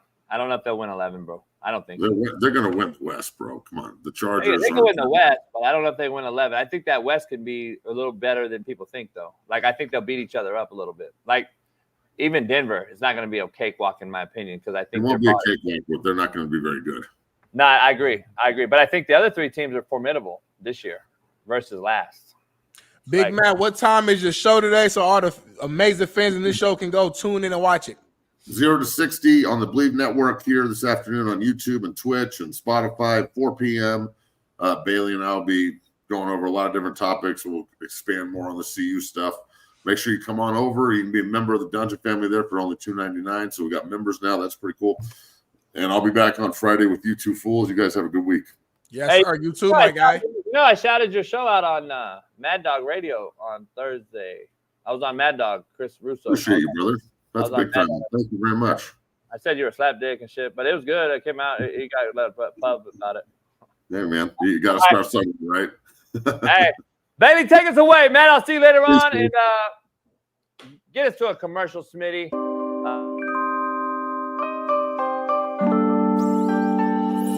Rick George in Colorado News again. Rick George has come out. Colorado News, sweet. Hey, Rick George has come out in some Colorado news and said this. You just save all the Colorado shit for when I come on. Yeah. The only ones that are for you are in this room, in this building, and our fan base. Everybody else is against you. Clean Jays. You see all the naysayers out there. They got us 14th. Discipline wins right there. It's big as fuck. Look at that. Mm-hmm. The conference. Figure that. 14th in the conference. That's a sign of a lack of respect. But the only way you get that respect is you go out and earn it. Why is he reading off the thing? It's about us. And I believe that you have to have an appetite for hard work. You gotta want it. Every day that you come in here, when you go down and see Mo and the team down there, you gotta want it. You gotta want to win that championship so bad that nothing else matters. Now, look, be real careful, you two, going in on my man Rick George. I ain't gonna hear it. I know Rick. I'm cool, Rick. I'm cool with Rick. Me and Rick. Be real careful here. Hey, let me ask you something. First of all, I don't like that he's reading off the thing. I know Rick. Who gives a shit? It's notes, dog. Because I know Rick well enough, so he should have came in there and been like, "Hey, man, we're ranked 14th. Fuck that. Let's go." He did. That's what I want to see. I don't want to see. It's just notes, JB. Shit, man, we can't even note. You got notes. JB, you know he hates notes. As a coach, like, you should. I hate notes. I hate it. Should be here in heart. You don't like notes? You don't want your players taking notes? No, yes, my players. The coach notes. I want everybody taking fucking notes, dude. No.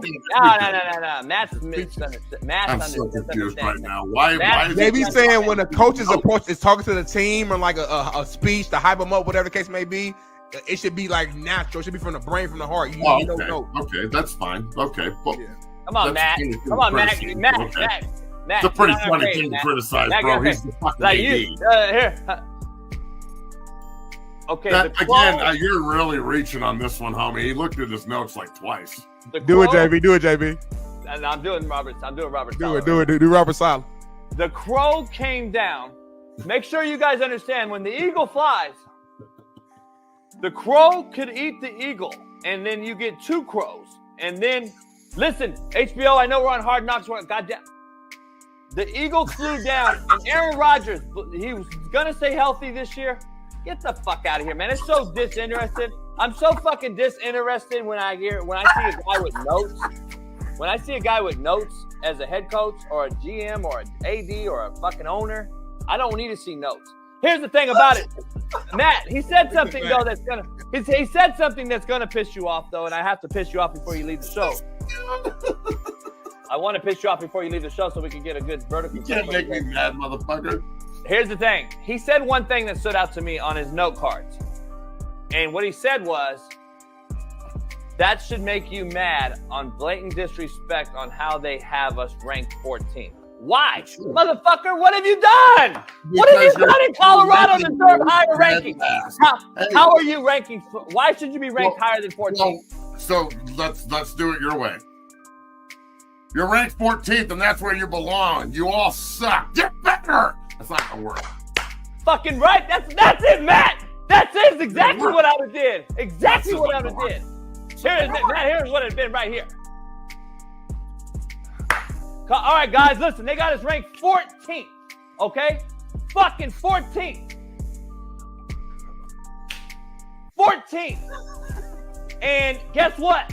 I'm going to give them a big shit fucking sandwich that we're ranked 14th. You know why we're 14th? Because we ain't done shit yet. We ain't busted a grape in a fruit fight yet, motherfuckers. So how about you fucking get off your soap story and feeling sorry and get your motherfucking asses ready to go win the goddamn conference. Now let's go and go. Yeah! Yeah! That's what they would have did. Fucking book. Got y'all ass beat. When they got your ass beat game one going against Ball State in Matt's, Colorado.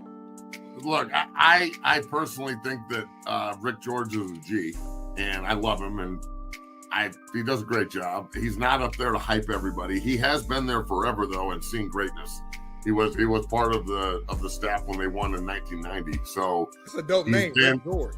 He's been around, bro. Everybody knows Rick. So I think that him using a notepad or whatever, if that fires you up, then okay, that's what hill you want to die on. But I think he's actually done a really good job, and I don't have a problem with this at all. No, I have no issue with that either. I was fucking around, but I'll tell you this, bro. I don't know if I've ever been more nervous for the start of a season in my entire life. Yeah, I'm talking about the fact that he North said Dakota State is scaring the shit out of me.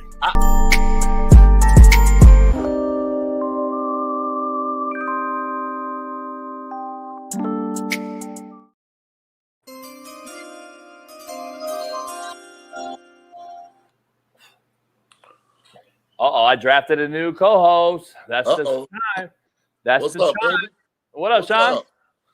Oh, chilling, good, man. good. Chilling. Up early on the West Coast. How hot is it there? What's going on, Shaun? What's up, baby? It ain't too bad today. Kids got orientation, so we rocking and rolling. School start back to 12. How was AZ? Shit, hot as a motherfucker. Hot as hell. Look like y'all had a good time. Yeah, it was cool, man. We had a lot of people come over, chill. Salisbury's in town visiting, so he came through a couple of days. We were just hanging out, cooking, swimming, fucking around.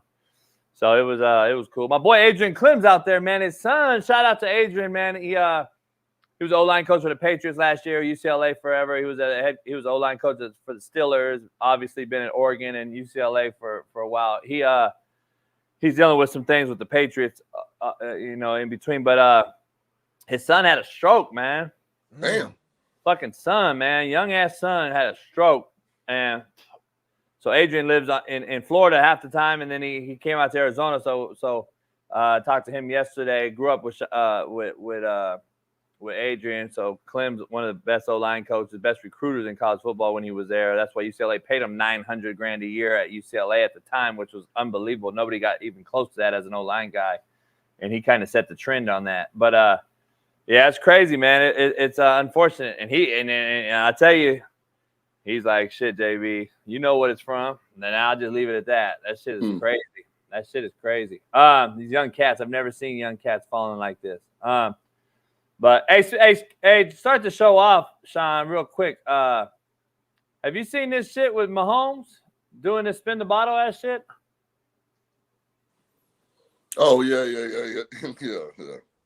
Hey, so you come out you often, you're like me. You say that you know, we got to be able to make layups and shit. Matt had a strong take. He was like, "What the fuck we doing?" Smitty sent me this when I was in Arizona. I was like, "Why?" I just want to know why. I don't know. To me, it's just crazy. After practice doing this, I wouldn't mind it. But they saying this was in the middle of practice, so I don't know. I'm just confused. The field looks empty though. It looks like it was before practice, in my opinion. Like I don't know. Practice, like it's nobody else on the field. Yeah, I don't know. It's crazy. I think if you do it for the kids, I think it's fine. I don't have a problem with them doing it. The only thing I hate about it is now every QB coach out there is gonna have implement this drill. I know. I know. And you're gonna have kids thinking that this is. That's the only thing I don't like about when somebody like Mahomes does it. Yeah, it's fucking crazy. That's my thing. I think that social media is crazy, man. Like we'll take the 5-second clip and we'll have a whole fucking opinion and strong conversation about it. But in the reality, this is probably something that literally was either after practice. You hear the kids in the back like cheering and stuff like that. It's probably something they just did for fun after practice or maybe right before practice really started. There's nobody on the field. We've all at some point, I don't care whether it's as a player or a coach, did a little fun thing on the field at some point after practice. Like we all did. So I know we're like over evaluating right now because there's no football talk yet, and I can't wait till we can actually talk about the games itself. But this is nothing. I don't think this is really. The more I think about it, I don't have a problem with it. I have a problem with it being filmed and put out to the public. I'm telling you, every high school kid around the country is gonna want to implement this drill. I hope that they have guidance and coaches that understands they can tell them that this is a joke. It's not like serious drill. Hey, Smitty, I'm gonna be honest. Shaun is right, man. I'm gonna tell you right now. We were fucking around. I saw a couple years ago there was a fucking, they were fucking around, and then this fucking so-called QB guru put a quarterback in a chair on the fucking football field and had him get out of the chair and throw. And I went over there, and the kid's dad. I've known since he was a little kid. So the dad, I hit the dad up. I go, "What the fuck are you doing, homie, with this fucking trainer?" And he's like, "What?" And I go, "Why is your son in a chair in the middle of the football field in cleats?" That's crazy. And he's like, "Well, they saw Mahomes guy or who? It wasn't Mahomes guy. It was one of those trainer guys for one of these quarterbacks." And I'm like, "Dude, this is what Shaun's point is. It's a fucking joke. We see any of this shit and we do it. By the way, let's just say the spin the bottle drill was real. Right. And it was, let's say it was a real drill though, and the quarterback coach actually had a rhyme and reason. The guy that takes the drill and wants to do it at high school doesn't know the rhyme or the reason. Right. So just doing this shit because they did it. Now, by the way, there is no rhyme or reason, but I'm just telling you, if that was really a drill, people's drills all the time. I'll take Shaun's drill. Shaun might take my drill. But we're gonna talk to each other and say, "Hey, what are you doing? Right? What are you working on? Where's the ball at? How do you like it here when you're right? Like they're doing spin the bottle with a blindfold on. Now we're getting into some Pornhub shit. You know what I'm saying? Did you realize he got a blindfold on? Yes, I do. Did you see that, Smitty? Yeah, I saw that. I saw it. He can't see any dizzy. That's why I'm like, hey, Shaun, I guess you're gonna do this one time and then fucking spin out. You're gonna spin out blind. You're gonna be like, "Oh shit," and then throw it left-handed. I don't know. This is fucking crazy. Behind the back. It is wild, bro. Yeah, it is. It is, man. But transitioning, man, to some college football a little bit here. So there was a list of graduation rates in school since 2016 across college football. And they got Georgia at the bottom of the list at 41%, while Clemson is at the top of the list at 99%. Shaun, we'll start with you. Just kind of taking a look at this graphic here and kind of seeing those two teams specifically, and seeing Georgia, who's been the top dog on the field, but the bottom dog in the classroom. I guess, what does this say about Georgia, if anything, in your eyes? That their players are so good, they aren't staying 4 years. Bingo. Yep. 3 years and out. Yeah. I think I said that to somebody. I don't know if it was JB or somebody showed me this over the weekend. I'm like, yeah, they're going to school for 3 years and they're out, and they're not coming back to finish graduating. Simple and plain. Let me add something. I want to add a little deeper touch on it. First of all, Georgia's in the portal more than Clemson. Clemson's not in the portal. They refuse to get into the portal for many years. Shaun and I brought that up on the show. I believe that's number one reason they're 99%. They have a actual 4-year class attending, whether they're good, bad, or indifferent. I'm not even talking. I'm just talking graduate. This is graduation. This doesn't say graduate your best football players. This just says graduating on your roster. That's true. Clemson does not get rid of players. They don't go in the portal as much. Georgia does. Clearly, Georgia's getting NFL talent. Clemson's not. Now, the most impressive one on that list, contrary to belief, is Alabama, because you're getting the same players as Georgia. You're still doing all the things they do, but they're graduating 93% of their guys. Yeah. That's a saving thing, and in my opinion, I think now that you've seen the 34 arrests this year and the DUIs and all these incidences, they just kicked another kid out of Georgia. You're starting to say, oh, shit, is this another 30 for 30 in the making? Urban Meyer, Florida. What's going on at Georgia? So all it's doing is bringing up more reason to say to Kirby, if you don't win this year, Kirby, you're going to even be more scrutinized because of the seemingly ill will going-ons at Georgia right now. First of all, who made this list? Is this Bailey's homeboy? Did he get in like the basement and just put some Ain't no freaking way Alabama Duke got the same graduation rate since 2016. I mean, maybe so. Hey, but Alabama was Georgia before Georgia. Kirby went to Alabama with Saban to figure out how to do it. Alabama got just as many 3-and-dones as Georgia do. That's my point I just made. That's why I just made it. I said that's why, to me, is the most impressive list on there is Alabama. Where's Michigan at? I don't even see Michigan on here, I don't think. They ain't put them on there. Oh, there you go. 89%. I see them. 89%. Yeah. Come on, Bailey. Where'd you get this list from, man? Goddamn, this damn Bailey. He create more arguments on this show, these bogus-ass lists. Bailey, bring your voice in, Bailey. Where's the voice? There you go. There you go. Who sent me this list, Shaun King? Take a guess who sent me this list. Be careful with your next word. God damn. Be careful with your next words. Hey, Shaun, Bailey won a raise. I'm thinking go the other way. Man, come on. It's a good list. It sparks conversation. If I sent that list to Bailey, it's legit. Hey, watch this. So you mean to tell me Louisville has a 96% graduation rate? Yeah, okay. Where's Ball State on this list? That's my issue with it. Ball State's not even on the spectrum. They don't have any Tuesday night playing teams on here. Okay, got you. You're on the spectrum. Is your school listed on here? No, it's all Power 5. Okay, all right. I just want to make sure. By the way, we're in the same boat, Mr. King. UCLA being at 64 is a travesty because they're an academic institution. And they're not good at football. Yeah, that's what I'm saying. Stanford's up here at 96, and they're not good at football. That makes sense. Oregon at 80, 80% graduation rate is pretty good. BYU at 72 because they have 36-year-old Mormons on their roster. That's number one. Number two, that same deal. They have kids. They go on a mission. They come back from the mission. It's kind of BYU's a different animal. I don't know if I would look at that one the same. Duke's similar too. And then Vanderbilt. Where's Vanderbilt? Okay, they're on top. All right. So you got these teams. Ohio State at 87% is pretty damn impressive because they have, tons of NFL guys every single year. So that's pretty good. Yeah. Cal Berkeley, to me, is not very impressive. They're if 84% to me would be cool if they were winning football games. They're a bad football program, and they're a high institution academic school. Hey, just something to put in your back pocket for this year. Cal's going to be much improved. I said it the other day. Why is that? I think so, too. They've done a sneaky good job of getting a nice little core group. The running backs legit. You know, I was just telling you, they look quarterback are like they got a chance. They're not going to be like a 8-9 win team, but I guarantee you they got 2 big upsets this year. Hey, Shaun, the problem I have is with those 2 particular teams, Stanford and Cal, the closest game they'll play each other in is themselves. The next closest game, seriously, is SMU. That's the closest travel game. They have the farthest travel schedule in the history of college football.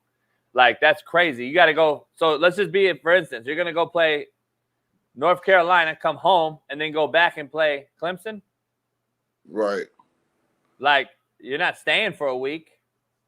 So I'm just like, this shit's crazy to me. Like, do you imagine that's your home base and you got to go all the way to the West Coast every time to come back? Cal's in the Big Ten, right? I mean, the Big Ten, yeah, but their teams are all on the East Coast. I was just saying 2 East Coast teams, whoever's out there. Who they got to play, Rutgers? Yeah, I was looking at the schedule. I don't see a Cal game. That's why I was double checking. ACC, Shaun, not Big Ten. That's why. Yeah, I was right. I was actually right, and I was fucking around. So they got North Carolina. Yeah. They got to go to play North Carolina, come back, play Clemson. So I was actually right. And Syracuse, and then go back and play Pitt. And then go Boston College, go back and play fucking Virginia. Make that shit make sense. So here's what I mean.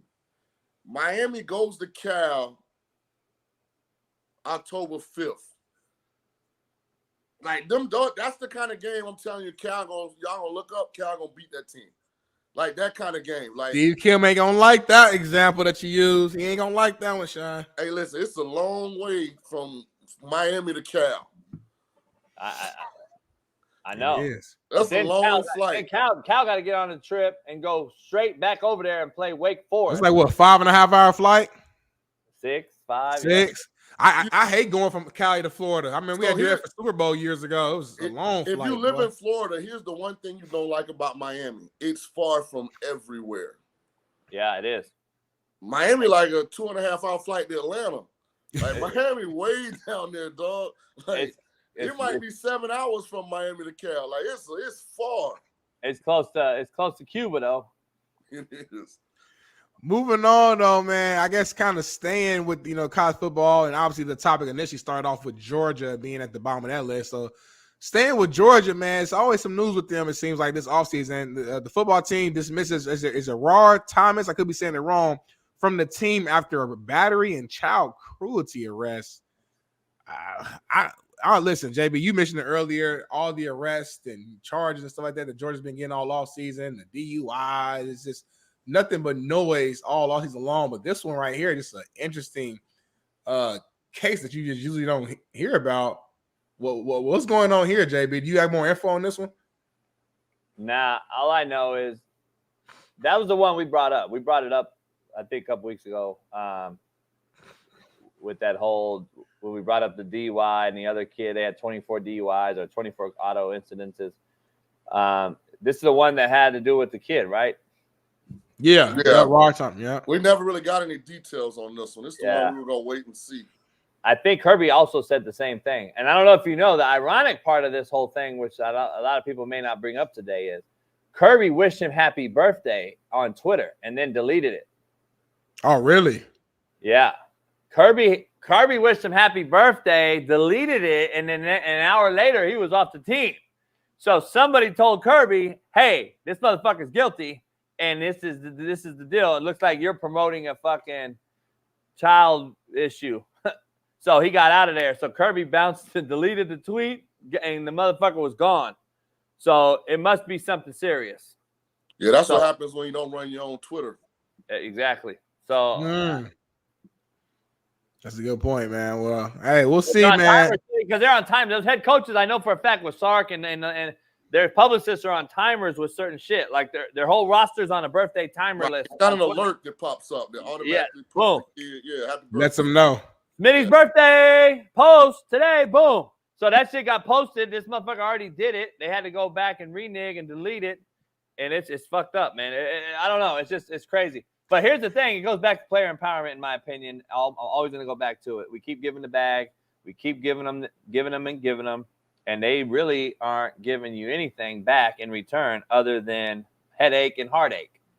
I mean, that's just being honest. And then, well, in Georgia's case, they're giving you some natties, but I mean, I don't know if that matters or not. Well, not this particular, not these set of kids. These kids haven't won shit. Do you guys do you believe that all this noise in all season is going to impact this Georgia football team here in a few weeks? No. The only thing gonna hurt Georgia is their schedule. They got a tough schedule. Really, really tough schedule. But I mean, Georgia's gonna be Georgia, man. They got arguably the best quarterback in college football. They always got talent, elite talent. I mean, they're gonna be Georgia. I'll say this before we get off. Shaun, the only difference we're talking about fucking these guys in Colorado, only difference is these guys have won 2 natties, and Colorado's a team trying to do it. They're both in the news for the same shit, basically, other than, there's always some drama. I guess I'm just going to say drama.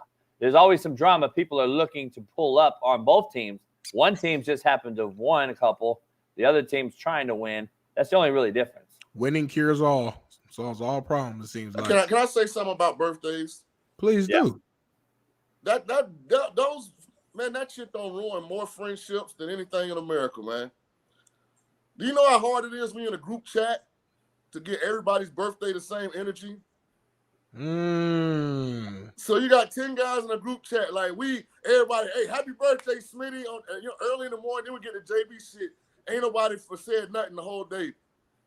Then we got to go and post like a picture of him with a birthday cake. So somebody can tell happy birthday. But typically, Shaun, in the group chat, even if you don't remember everybody's birthday, somebody typically knows there's a birthday. And as long as one person say it, all you gotta do is jump in like, oh shit, it is Smitty's birthday. Happy birthday, my guy! Exclamation point! Exclamation point! Smitty's birthday, like we at the spot, we got some stuff playing. Everybody bring a bottle. For JB birthday, it's like we say, man, happy birthday, big dog. Just give him a dap. Man, birthdays ruin group chats. What helps me out is most of my group chat is still back home in Indianapolis, so like there's no expectations of any extra from me. They know I'm in LA, so as long as I just say happy birthday, my brother, hope it's all is well, I'm kind of good to go for the most part. And then, hey, what's worse, Shaun, is females. I was about to say, message to all the women out there that watch this. Your birthday is one damn day. It's not the whole month. Like, I don't know where they created this. Hey, that's my birthday month. Man, Shaun, it's one day. Don't get me started, Shaun. I've already had it out with Smitty before. Now, it's not that. I don't know where you got your girl. Must be great then if it's only a month. Because I'm hearing they motherfuckers will take. They got half year birthdays. Number one.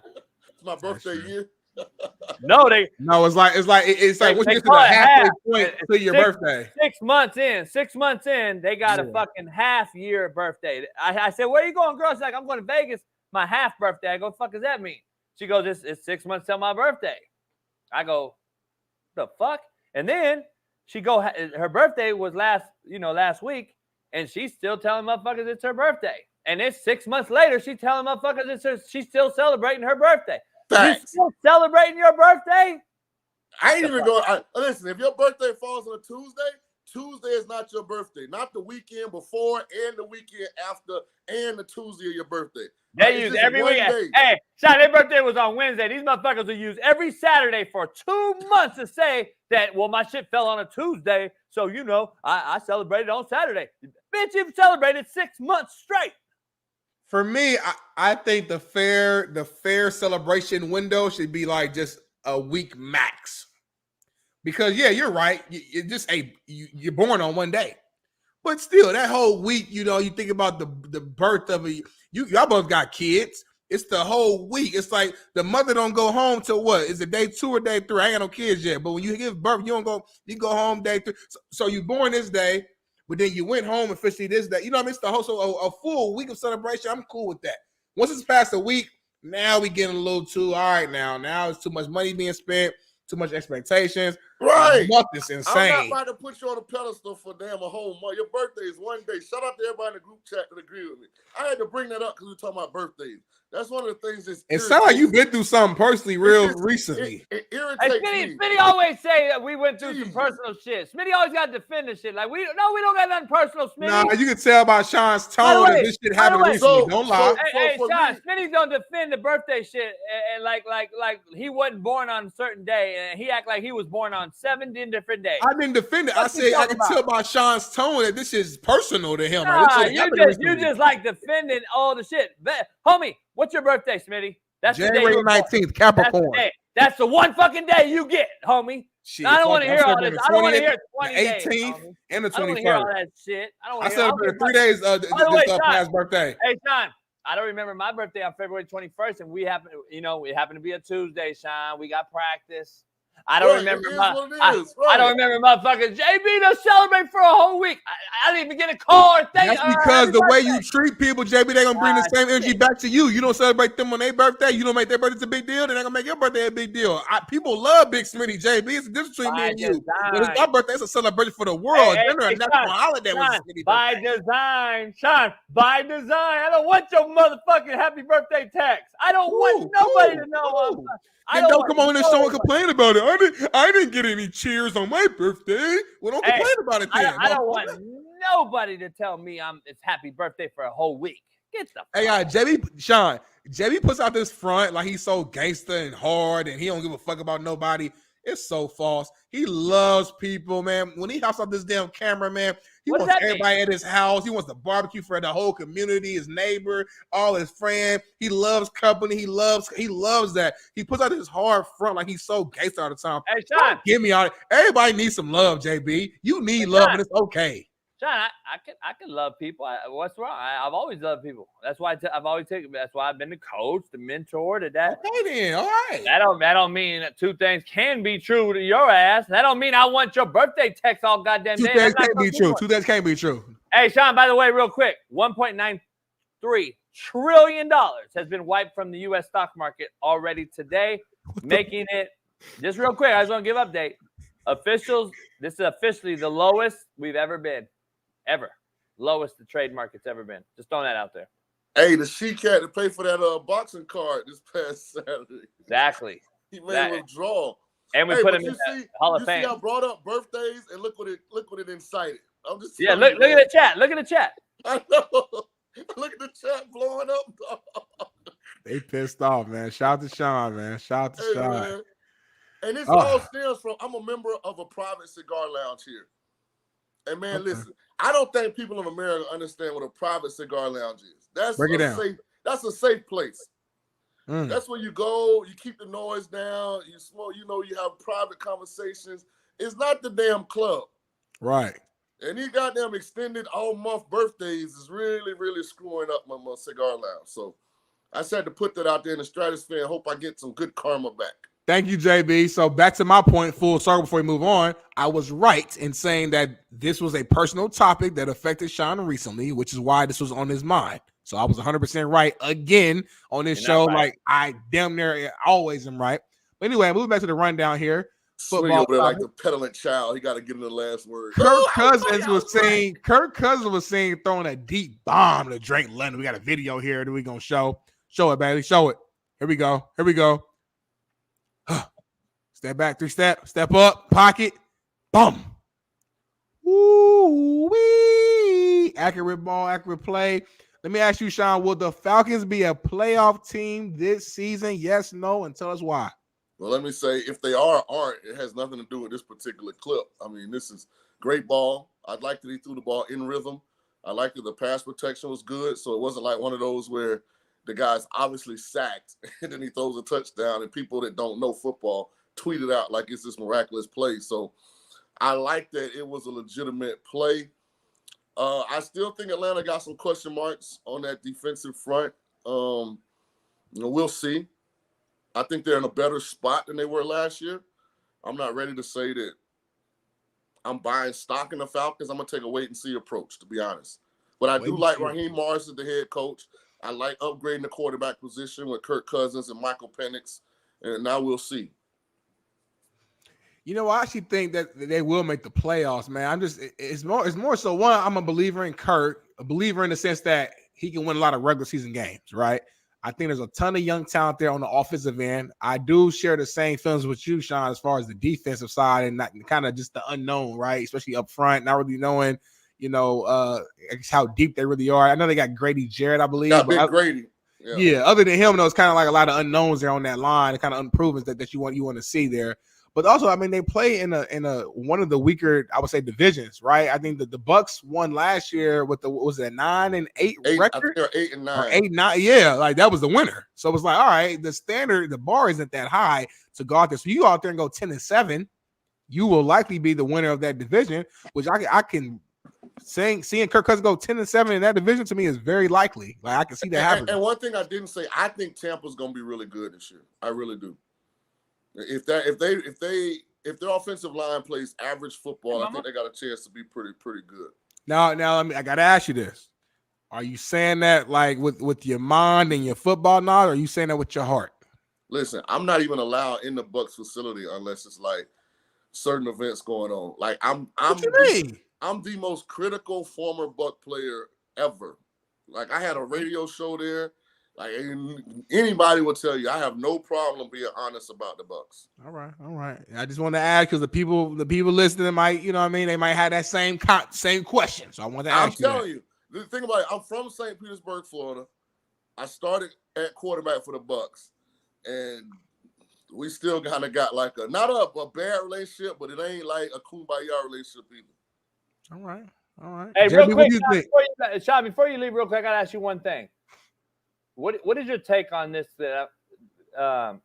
What is your take on eliminating preseason games, adding inter squad scrimmages with other squads, and the fact that it's really a shit show at this point? I think that we're going to have more fights in the inter squads. This is happening right now. The Lions, the Giants.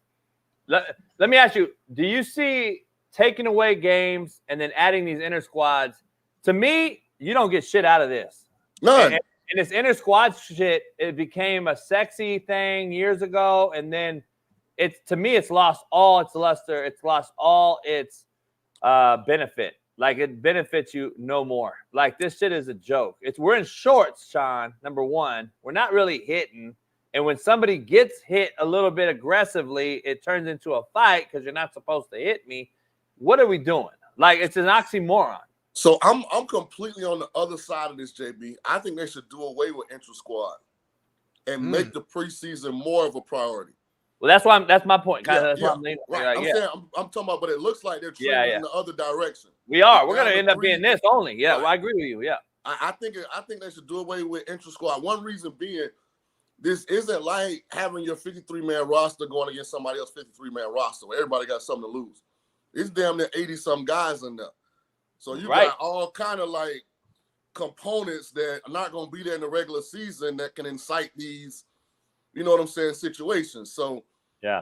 And watch, I'm telling you, it's going to change when somebody get hurt. Right now, they're getting away with it because ain't nobody really got hurt. Watch, somebody going to end up getting hurt, like a significant player, and then they're going to do, I think they should do away with the intra-squad, make the preseason back to being a priority. I don't know why they changed it. I could see changing the 3 games, but listen, the starters should play the first series in the first preseason game. To me, the starters should play the first quarter in the second preseason game.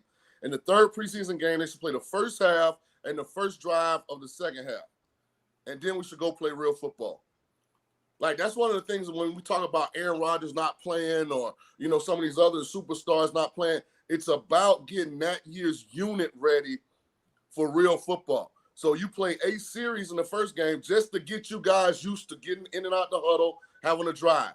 You play the first quarter, the second game, that gives us a chance to go to the sideline, learn where to sit, gives the coach a chance to show you like how he's going to interact in between series. If we got any adjustments to make, maybe get to our first 10 for the first time. Then the third game, we come back out after halftime to see what that's like for the whole unit for that year. Where do we sit at halftime? Coach gives instruction. Are we making adjustments to what we thought pregame as far as what they're giving us? Can we give you a little pointer about something that we saw? Like, to me, that's what preseason is about. Yeah, I agree. Same thing. That was the coach in me coming out, Smitty. That was the coordinator in me coming out. You see how I love that. You was passionate, and I love the build-up that you're playing. It makes sense. It's right. a build-up, get ready for season. Otherwise, how do we know? Because this last year's group, not this year's group. Yep. And just because we got one guy that's been playing for 12 years, what about the guys that just got there? They don't even know where to sit during the game. or the guys that are the rookies that know, like, you got to give the whole unit a chance to get their feet under them. So when you get to game one, some of this stuff ain't new. Yeah. Yep. And that eliminates a lot of the, the first few games of the season. I mean, everyone's a little rusty regardless, but when you don't play preseason games, it's really rusty and it's bad football. We saw that last year. So I think he makes some good points, but we do got Jeff Nadu in the building on this Monday. What's going on, Nadu? Hey, Shaun. Shaun, we'll see you Friday, hopefully, before. Y'all kicking me out? Shaun, I got to tell you something. You guys want to talk real quick? Yeah, Shaun, you got to hear this. So I got a friend of mine. He bet Saratoga heavy. Sends me an email yesterday. He says, listen, man, we had to cancel on Saturday with the late pick 5. He said, the late pick 5, bet this. It was a $96 ticket. Mm-hmm. $32,000. I was just like, I'm not into it. I don't feel like it today. Like, fuck it. Like, I'm not doing it. Naturally, he gives me a winning ticket. It comes in. He throws it all over. He hit for 30, almost 33,000. My boy hit it, Jeff, and he singled the 8 in the first leg. It might be the same guy. This kid I know. Giddy up bets. Giddy up bets. Yep. Yeah. Yep. And the 10 wasn't even on the screen. No, I know. Halfway down the stretch in the last race. I know. Insane. Oh, man. He sends it to me. I don't bet it, of course. Typical. But, like, here's, like, the only thing I think he does a good job, but he puts his in A, B, and C. Yeah. So sometimes, like, it's how you put the ticket together. Yeah, 100%. But it is what it is. Hey, Jeff, real quick, I want to get both of your takes on this. I just brought it up with Smitty. I was hanging out with a bunch of LIV golfers and some premier gold medal Olympians over the weekend, plus Sean Salisbury, former NFL quarterback, host the Sean Salisbury Show on iHeart every day. Got to hang out with some prominent folks over the weekend at Pat Perez's house. And I'm going to ask you, it's ironic the discussions we were having and the irony of watching the fight that I gave tickets to Smitty for over the weekend that I didn't get. Shout out to Steve Kim. Shout out to me for getting Smitty hooked Shout out up. to Steve Kim for calling me personally by himself. Yeah, because I gave him your number. He So anyway, before you gave him his number. But anyway, Shaun, we go to this. What is it? BMO? Yeah, BMO Stadium, I think it is. BMO Stadium. You go here and you literally give a Saudi Arabian Hall of Fame status. You induct him after 1 month into the boxing world. He goes and gets Hall of Fame inducted. We have a crowd of people that are just absolutely going crazy for this guy. And then on the other side, we're over in Arizona, and people are literally bashing Pat and the LIV Golf for being un-American and blah, blah, blah. By the way, you do know they're cousins. The guy Turkish that runs boxing and his other guy Shamir who runs the LIV Golf, they're cousins. They all answer to the king of Saudi, and it's the same money, and it's the same fucking thing. So I'm trying to figure out, how is it different? We praise boxing, but we shit on golf because we're un-American. Break those two things down, and I want to get Jeff's perspective real quick on this because to me it's a slap in the face. I think Jeff talks about this quite often as far as we pick and choose what we actually like. It's actually oxymoronic and hypocritical as shit. Well, I think this is one of the issues I have with, like, and I'm not creating it to a political landscape or that sort of level, but it is. I mean, it's hypocritical at every level. You know, one thing is fine because it fits the narrative you're trying to push. That's for me. And I think that's one of the reasons I like your show, JB. You're a lot of the time, you're not going to just say shit just because it maybe fits the narrative totally. As far as what you're talking about, obviously it's not something that I'm particularly strong in knowing a lot about, but I would think it's probably no different than anything else. You know, if it's a narrative, you're going to back it. If it doesn't, you're not going to back it. Shaun, Shaun, you watch more boxing, I assume, than golf. So, like, I watch both. But you would probably be more like Steve Kim's probably going to be more catering to who cares. That attitude, you're going to have that. Who cares? Because I like boxing. But then if you don't like golf, you bring up, oh, well, it's blood money. And they left PGA. And by the way, PGA has been funded by Saudi for 35 years. Go look at who 3M is, PGA's biggest fucking sponsor.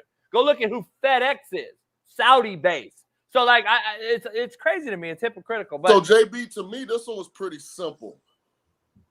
The PGA before LIV, the players are very powerful. They're very prominent, right? So when LIV came in, to me, the players are the reason that the public had an issue with LIV and started finding ways to kind of knock what was going on, because your prominent players like Tiger, Rory were criticizing their peers for leaving.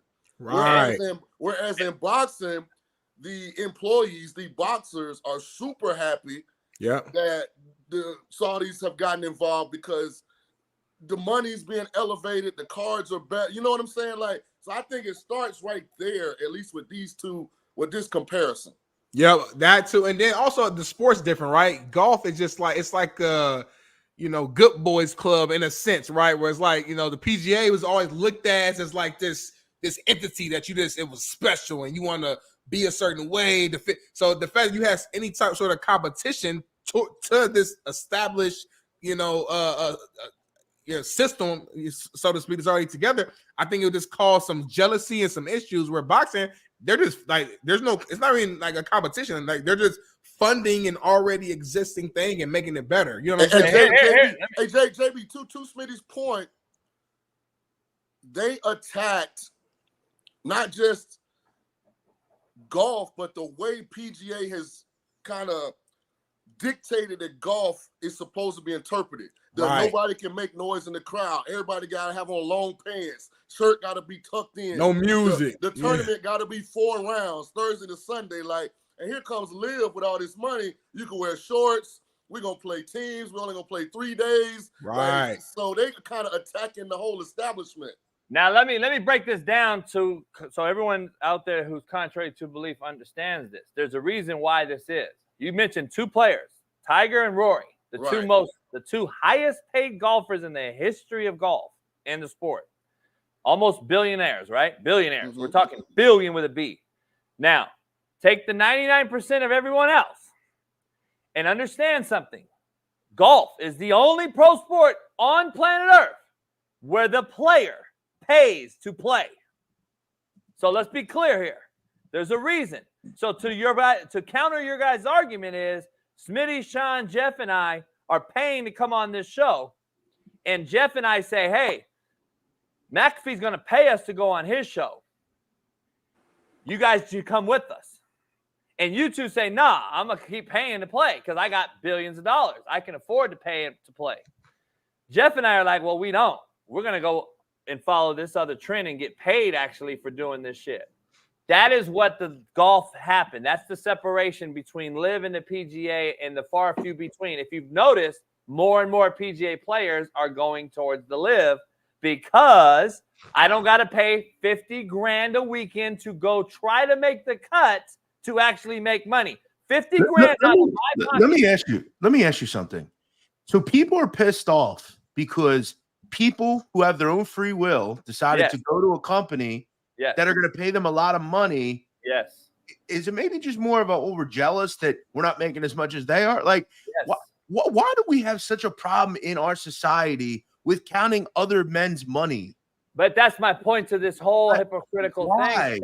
Because, Jeff, this is my thing. But the same guy wearing that same rag on his head got into a ring in boxing yesterday, and they praised that. But the same person over on golf side, they absolutely said you're un-American. That is why. And it's crazy to me that we sit there and pick and choose on what we pick this to be. Well, that's a major issue across the board at really a lot of levels. And they're just using that un-American excuse because, again, they don't care about that in reality. It's because it's going against what the PGA has stood for, to Shaun's point. So they're trying to just use any little excuse and thing they can use to bash Shaun, the LIV. You know what's funny, JB, because watch this, JB. And here's a big picture way to look at it.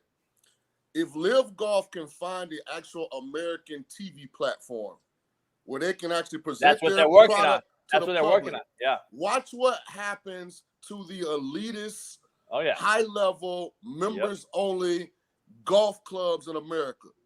I'm telling you, all those are you can't wear no shorts. Yes. You can't be loud in the clubhouse. Yes. Like those I'm talking about those 200,000 a year joints. Like that tears down 700,000 a year. Yeah, 700,000 a year. Silver Leaf and these other. Here's the thing. Like, just be clear. Understand. You are taking. You're like you said, the elitists that are going to go and flip this thing from PGA to LIV or whatever. Do you realize though, in this world, that the janitors in this country get paid to work, right? Mm-hmm.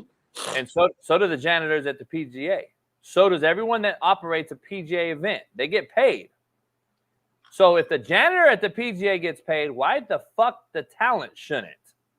So I'm paying $50,000 to go play, and then if I don't make the cut, Shaun, to your 4-day point, I have to fly back, my whole family in the Airbnb and all the rental money that I spent on going there just to try to make the cut. I'm $50,000 in the hole, and I didn't make the cut for Saturday, Sunday. The LIV plays 3 days, guaranteed $100K, no matter what. There is no cut, and I can wear shorts and bump music. Hey, JB, listen to this. This is pretty amazing. I never knew this. So Pat Perez, who's a friend of yours, in over 2 years, his LIV golf per event, and this comes from the National Club Golfer, equals 21 years, Shaun. Equals 21 of his PGA years. Nearly 600,000 per event in LIV. PGA Tour under 60K per event. That's insane. That's $500,000 more per event. That's crazy. At this point, it's idiotic to not transition if you can. You know what I'm saying? Like, it don't even make sense. Hey, there's a reason Rom took $600 million, homie. What's going on, man? Hey, Jeff. I think if you're gonna offer me $600 million at 25 years old, Jeff and John Rahm, I think I'm gonna take it. Well, listen to this. So Dustin Johnson, right? Good golfer. In LIV, he's made $1.75 million. PGA Tour per event, $242,000. And by the way, I never had a problem with any of those guys going to LIV. When I saw that's like 8 times the amount. Yeah, when I saw those financials, I was like, I don't give a damn if Tiger and Rory are mad or if they're billionaires. They're 1%. Hey, Shaun, let me ask you something. When you were in the NFL, right? Let's say that the Bucks. I'm just coming up with an amount per season. They were going to pay you $1 million. Let's just say the CFL comes and says, "Hey, listen, Shaun, we just started this new event, this new league. We're going to pay you $2.5 million." Bye, NFL. Now, it's not as good a quality, and you're only going to be on TV here in Canada, and maybe occasionally in the United States, but you're going to get to play football, and you're going to make, essentially 2.5 times the amount of money. Hey, you doing that? Hey, Bye, Felicia. Hey, Jeff. Hey, Jeff. I asked Eric Weddle this exact thing. I said, if Canada, the Edmonton Elks, hit you up and said, we'll give you $30 million for 1 year. He said, bye-bye, NFL. Absolutely. Like, come on, man. Like, I don't understand why talk, bro. Like, why are people mad at the LIV guys? But because some people say, "Oh, but it's the NFL. It's the pinnacle of football." It's cute. Like, look at the NBA, for instance. You got guys that will sit on a bench and make ugats. They'll be between the D League and the NBA for nothing because they don't want to go play in Poland where they can make way more money, but it's Poland and not the NBA. Like. To me though, Jeff, that makes a little sense because you're still kind of relevant. And the way the NBA playing, hell, you could be the 10th man on the bench and be making $4 or $5 million. Whereas you go to Poland, now you got to do that for the next decade, which ain't bad. But you live like a king. Yeah. Being a player over there is pretty cool too. And they pay your taxes, your expenses. Like, you made some good money playing international. Hey, I'm curious. Didn't a guy named Patrick Beverly just go to fucking Israel or something? He's going like China, or he's going somewhere. He's still a legend in China. I don't hear nobody bashing him. I don't hear nobody bashing him. All money ain't good money, motherfuckers in the chat. I don't hear nobody bashing him, homie. Well, it's crazy. All money's not good money, huh, Mr. Boogie? He's going to Israel. Either it's American money. Hey, guess what? When American funds fucking terrorist attacks, it's not good money either, I don't think. But and watch this. And let me say this, JB, and excuse my language. I thought it was some real sucker shit by Tiger. It is Tiger. He's a sucker. He's the biggest fish out there. To criticize their peers for trying to be financially independent, just like they are. I thought that was some real. Well, it's easier to say it's easier to say if you're Tiger Woods, who's made. That's what I'm saying. Listen, all this little loyalty talk. I'm not gonna be loyalty to no company, to no job. At the end of the day, it's a job. Let's keep it real. And these jobs and companies will fire you and I'm talking from just bigger than just sport, just jobs in general. Company, you may be loyalty to no company because they don't. It's Tiger Woods. It's easy to say with him. Yeah, he loves PGA. He's a billionaire, of course. Yeah. Hey, but by the way, this is one of the most. I just know certain shit. This guy Tiger is unbelievable. Number one, number two, the audacity that he has to judge another person after the shit that he's done. It's sucker shit. Number one, number two. Here's the cool part about it. You have done all this shit, and by the way, him and Pat grew up together playing together youth golf all the way up, and Pat's the greatest San Diego youth golfer of all time, and that's Pat. That's with Mickelson and then playing Tiger in SoCal and coming up the youth ranks. And then they grew up together super tight. They were super tight. It's political now. It's like the right and the left. They hate each other. Bloods and Crips hate each other. Now, Tiger and Pat don't even talk because they went to the LIV. Like, come on, homie. That's like Smitty leaving tomorrow and going to Matt's show only. And hey, dog, it's better what? If Matt came up with a bag, and it is what I'm not going to disown you. Like, that's what's happened. Now, if Smitty backstabbed me to do it, that's a whole nother ball game. Yeah, but if I lead to better myself, but they didn't backstab me. Especially if we were homies, so basically what you're doing is you're aligning yourself and putting more loyalty to your company, right? Your job, over your actual brethren or brother. Look at when I left Barstool. Now I left Barstool because I was going to make more money on my own. I was called a selfish pig by the owner of the company because I didn't have loyalty to a company that didn't have loyalty to me. If they were going to cut me, they'd have cut me. You shouldn't have a fucking loyalty to any company. It's a business. And Jeff, here's where I get really irritated with the PGA LIV thing. When we first started hearing whispers about it, the PGA could have very easily said, you know what? There is an inappropriation of the way the wealth is divided. And if we've got the money to make it so that you guys don't have to leave because of money. But instead of the PGA saying that, they tried to ostracize anybody who would dare think about walking off the PGA Tour to do something else.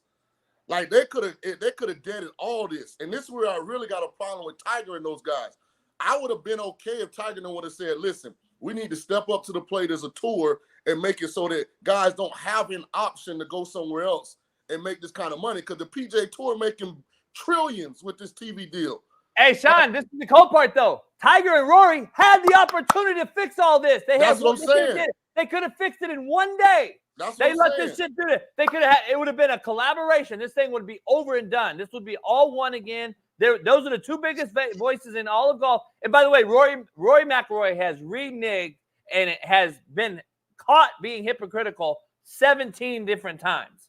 And he's flopping right now. He may be the next LIV golfer, by the way.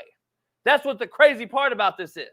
So, like, it's unbelievable that this shit has even gotten to this point. I'm just telling you right now. It's just crazy to me. I don't know. That's why, JB, if you remember my first point, I said Rory and Tiger. Yep.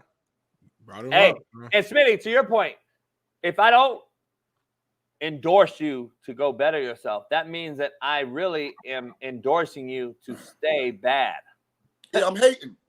I just want you to for my own benefit, right? Yeah, I need Smitty on my show only. I don't care if you get money. Nah, he a fuck boy. He left me. He did. He hated. Like, nah, no, motherfucker. I couldn't give him what he wanted. Like, that's what I don't get. If you want allegiance, you want someone to be allegiant to you, loyal to you, fucking pay them, give them what they need to be loyal to you. Stop with the whole, I'm going to tell you what to do and I'm not going to do shit for you. Listen, I deal with it in the mob genre. I got people that will not deal with me. Oh, you got to do what we say. Fuck you. You don't pay my bills. You're not going to pay me something. If the Democrats or Republicans, you want me to be loyal, fucking pay me.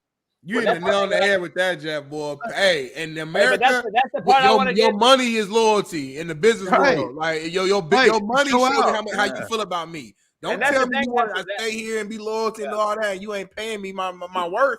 Right. You don't care about me that much. That's why I always bring it up to, like, Jeff and I have talked. Matt and I have talked. Steve and I have talked. Shaun and I have talked. We always talk about the same shit. Like, dog, if we need to get the sponsorship to make this money so I can feel better that you guys are coming on this show all the time for free. Like, that's not a good feeling. Like, the name's my name on this motherfucker. So, like, I want to make sure, hey, shit, I want to do I want to be the next McAfee show. I want to be able to have a fucking. Yeah, but see, here's the thing, though. If you're not going to, and let me go off that, because coming on your show, do you know how many people come on to the sit down and say, hey, I saw you on Coach JB, right? So there's a reason there. Yeah, but like if every day I came on here and you were like, I wasn't getting none out of it, you were a dick to me, like I'd be like, fuck this. I'm not, Yeah, there's other perks outside of money. Let me be clear. Sure. I'm not saying that, but I'm talking more so. This business is companies, yeah. And this business is one where an audience can turn into something helpful to you. Right. So, my following has went up so much in the last year just from being on this show. You know what I'm saying? So there's different. That's a different conversation. Like, if you're a regular person, you work in an office setting, right, or whatever, and your company's a dick to you, they don't do nothing for you. You're not fucking loyal. They don't need to be loyal to them, because when you leave, they're gonna fill your spot within a fucking 3-day period. You know, understand? So, and to make it even more complex, here's where it really rubs me the wrong way. If you give me an opportunity and I take advantage of it, that don't preclude you down the road from having to compensate me at market rate. Right. Like, that's the big one. Like, somebody give you a shot and they think you got to stay under their thumb for the entirety of your duration with them. Like, bro, I appreciate it, and I took small money to get this opportunity, but I have killed it. I worked my butt off and I've killed it. Now, come on, let's be fair. Let me ask. And I think that's what happened with PGA and LIV.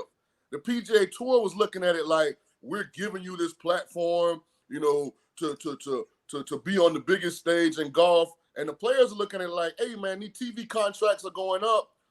We're not collectively bargaining how this pie is getting divided. Somebody else is coming in and they're willing to offer us a whole lot more without even having the TV money. Right. Like, think about what LIV is paying their players, and they don't even got a major TV deal. Yeah. No, you're right. That's kind of what I would say as well. I will ask you, Shaun, because I know you're about to jump off. And I'm going to tell this to everybody. I'm not being a homer, honestly. I'm just looking at it from a betting standpoint. The Philadelphia Eagles at 12-1 to win the Super Bowl. On offense, this is the best roster in football on offense. And on defense, they are deep, man. The Eagles, I'm trying to tell you, get familiar. So let me ask you one question. Well, first of all, I don't have to leave. I'm just staying there. I got nothing to do. I'm unemployed. All the kids are out doing orientations at school with the wife. That's why I keep looking off the camera. So I'm home alone, y'all. I'm lonely. Anybody want to hit me up in the DMs? It's at Real Shaun King. I just want to talk. Shit, goddamn it, I feel lonely. I got separation anxiety today. The Eagles' most significant play over the last 2 years has been the what? Tush push, right? Yeah. Right. How do you feel like Jason Kelce, who is really what makes that go, not being a part of that offensive line impacts their automatic almost conversion rate when it comes to 3rd and 4th and short or 3rd and 4th and goal? Well, listen, that's a huge loss, Jason. I mean, look, he's a Hall of Famer. No, we all know that. That said, they do a nice job of generally finding replacements for people. Cameron Jurgens was drafted several years ago. He's come in. Look, is he going to be, as elite? Sure, of course not. But it's a good point. I think it's something that they're obviously working on. They're obviously figuring out. It'll be fine. I don't think it's a large thing that's going to affect the season. I see a lot of people, though, saying they still have Jalen Hurts quarterback. Jalen Hurts is still a top level. Did I miss where Jalen Hurts? Look, was he elite last year towards the end of the season? No, but the whole team was bad. There was nothing good that went on with that team the entire season. Shaun. End of the season, I mean. And I said, speaking of Jalen Hurts, real quick, we actually got a video. Jalen Hurts was talking to Saquon Barkley about how he's fearless. Can we play that video real quick with the sound, Bailey? Yes, sir. Hey, you think you're fearless? Fearless? Yeah. Absolutely. You got some shit you're gonna worry about, but you have to check yourself. Yeah. You either gonna pray or you gonna worry. You can't do both. God got it. God know I work too. Shouldn't be the fear. When you already put the work in, I come ready. Ooh, that's what I like about Jalen Hurts. It's the intangible, it's the leadership quality, it's the mindset. Is he the most skilled guy out there at the quarterback position? No, he's not. Can he make every single throw consistently? Me personally, I don't think he can, but he has that it factor. He has that thing about him that can galvanize the troops and bring the team together, and that is so important at the quarterback position. And that is why even in a bad season for the Eagles last year, they still won 11 games, even in a bad year. And at the end of the day, I'm just saying, if you look at the roster on offense, depth chart wise, with the ones, that roster, Barkley, AJ Brown, Devontae Smith, that offensive line, it's a hard group to beat. So to your initial point, I would never talk anybody out of 12-1. I think those are good odds, especially in a conference where I don't feel like there's a clear-cut like leader in the clubhouse. I mean, talent-wise, you say San Francisco, but I mean, at some point, they're going to stub their toe. So, I mean, 12-1, I think is a good take on Philly. My issues with the Eagles, of course, I brought up Jason Kelce only because of how significant that has been to their success. I mean, JB will tell you this. He's been a head coach and a play caller.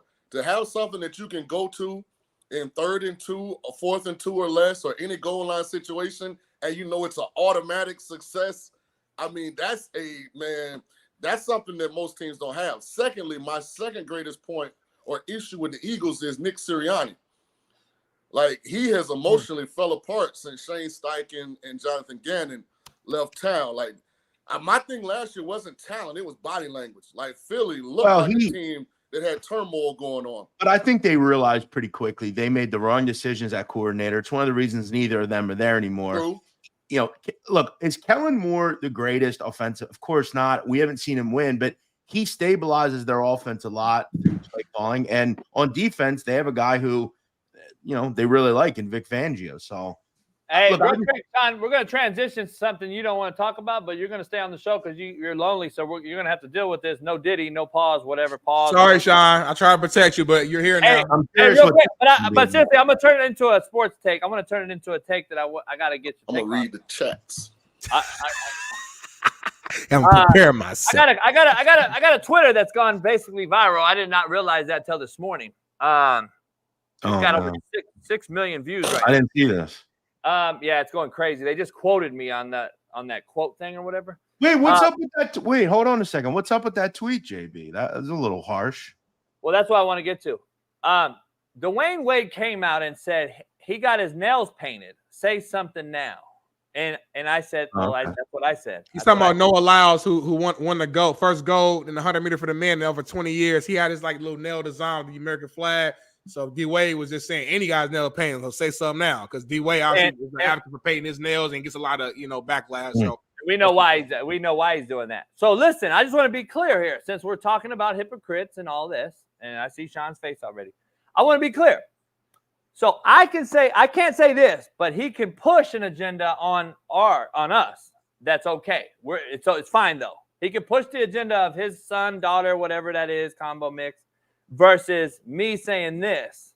I can't say this, Jeff, but he can say whatever he wants about painting nails to a bunch of boys and my son. And I'm like, nah, fuck that. So that's where I'm at. I just want to get your take. There doesn't matter where you are, Iowa-wise. Painting your nails as a male is a feminine trait. It just is. I don't get it. I don't know why that's gotten to be such a point where, look, if you do it, do it. It's your business. It's your body. Do what you want. I don't understand why people get tattoos. It's not my thing. I don't do it. I like tats. I think tats are a little more masculine. No, I get it. I'm just saying, we all have our things we're into, but I have never had an interest in painting my nails. I don't know why people would. I always thought when I was a kid, when people did that, I thought that was odd. No one did it. You had these emo folks that did it, but they were the only ones that did it. They were weird. A lot of people thought.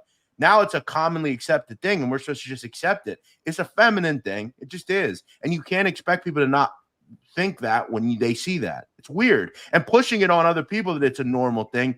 I used to hate when the Jehovah's Witnesses would come to my house. I don't need you to push your religion on me. If I want it, I'll go after it. I don't need Dwayne Wade to tell me about what he thinks is this and that. I don't. Why do I care what he thinks about that? I don't get it. Am I going to vote for Donald Trump because of Amber Rose? No. Like, why do we have these people doing this shit? I don't get it. I'll put it in football context. When there's a behavior that's happening that's outside of the norm and unnecessary. Let me just say that. I think if we talk about this topic, it's outside of the norm and it's unnecessary. I would like to get Caleb Williams, Dwayne Wade, Jared McClain, Noah Lyles in a room and just ask them, when you look at American history, why are you doing this? Right. Like, why? Like, that's all I want to ask. With attention. I It's mean, for it attention. don't make any damn sense. Yeah. Like, none. That's all I want to ask. That's all I'm saying. Like, It's for attention. Come on. We know why. It's attention. It's hey, look at me. In no parts of America did you go in the nail shop growing up and it was men over there getting a French manicure. Hey, Shaun, address this, Shaun. Address this tweet right here. This guy says, I'm insecure that men are more successful than me, painting their nails, making me cry. Stop the weird energy. I want to be clear here. First of all, he calls himself Poppy. He's got like a anime character or something. That's my point. That's my point. That's like the playbook for Again, this is the point I made. This is the guys defending this shit. Like, this is a feminist defending this shit who thinks that we all need to be feminine. And are you at the WNBA game, Poppy? I doubt it. But anyway. Like, literally, if I coach Caleb Williams, like, just between me and him, I'd have a conversation. I'd say, hey, man. Thank you. Just tell me why. Exactly. Like why you put me in a position where I got to have a conversation with my sons if they look up to you playing football? Thank you. That's all I want to know. Yeah, it's like, a great that would point. be, and I'd have to respect whatever his answer was, but my reasoning for asking would be to give him a different perspective.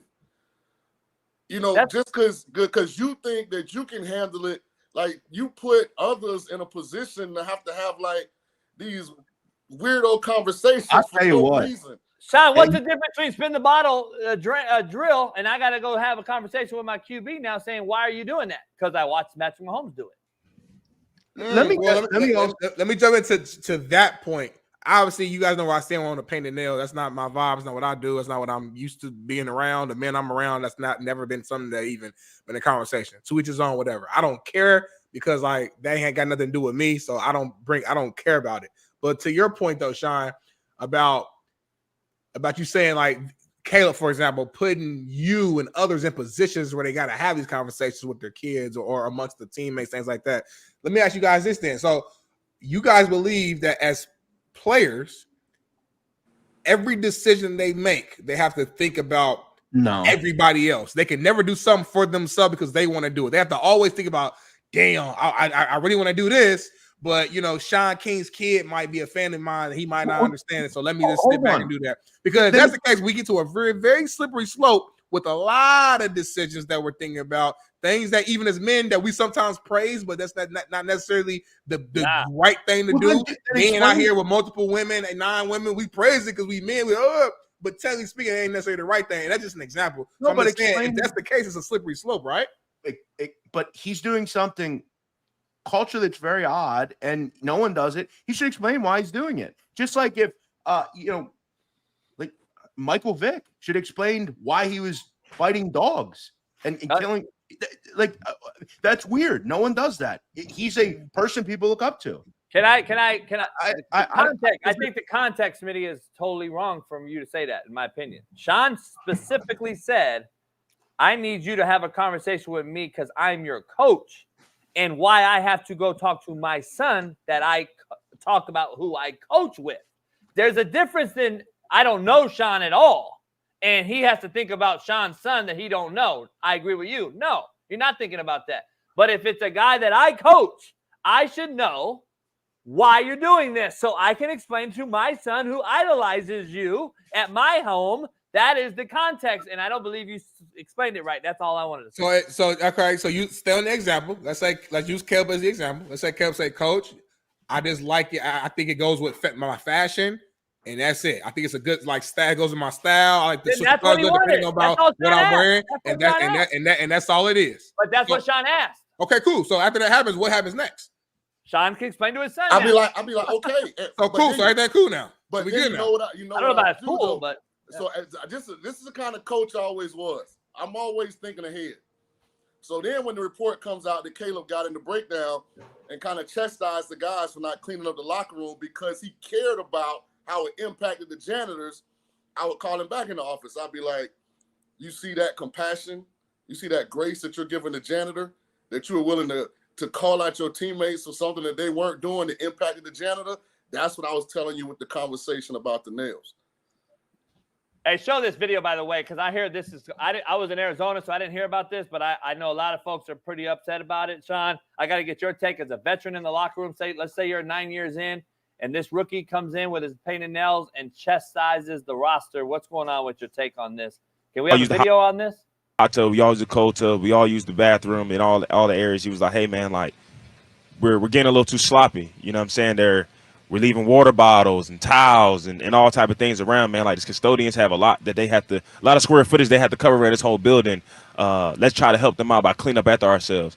And that's just little things, man, because I just think that when you want to be a great player, you always focus on the little details. You know what I mean? Not even just the details of the play, but the details of everything around you. You know, it's this old video of Ed Reed was kind of talking about the year they won the Super Bowl, about how guys were not picking up their towels after the showers. And he was just like, man, how are we going to be great if we can't pick up our towels? And it's just like little things like that just makes the guy special. Like I said, I think Bears fans are in for a treat for a little. So let me jump right in on this one. All right, go ahead. Ed Reed was a multi-Pro Bowler. Yeah, I want to get into this. Player. Ed Reed don't went in there. He don't play hurt. He don't did everything you could do in front of your teammates to have the platform and earn the right to say that. I didn't have a problem with how Caleb felt. I had a problem with he didn't go take care of it himself. Caleb's the leader of the rookie class. He's not the leader of the Chicago Bears. He may be the face of the Bears, but he's not the leader. Newsflash, PSA to all of you kind of football fans out there. You cannot be the leader in a football locker room if you ain't done nothing yet. I don't give a damn where you were drafted. I don't care how much you're getting paid. I don't care how much the organization prompts you up to be the face. You got to go out and do it on Sundays before you can truly lead an NFL locker room. That's my point. That said, though, as a person whose home is immaculately clean, and I don't understand people's who aren't, people are so fucking emboldened. They just leave shit the way they want it. They don't clean up after themselves. Now, this is a normal just thing where you should do it. It's your locker room. It's where you are. It's where you're at more than generally your house. I don't have a problem with this. What's wrong with keeping things nice? It doesn't need to be a fucking pigsty. So Jeff, I think maybe I didn't explain it right. I think you're mixing. No, but I get what you're saying. No, totally. Right. So my thing is this. If you got a problem with it, Caleb, you clean it up. You and the rookies clean it up. And you know what? Well, hold on. Watch this, because this is how you earn EARN, respect in that locker room. Now the vets see y'all going in here. Y'all ain't telling them to do it. Y'all doing it yourself.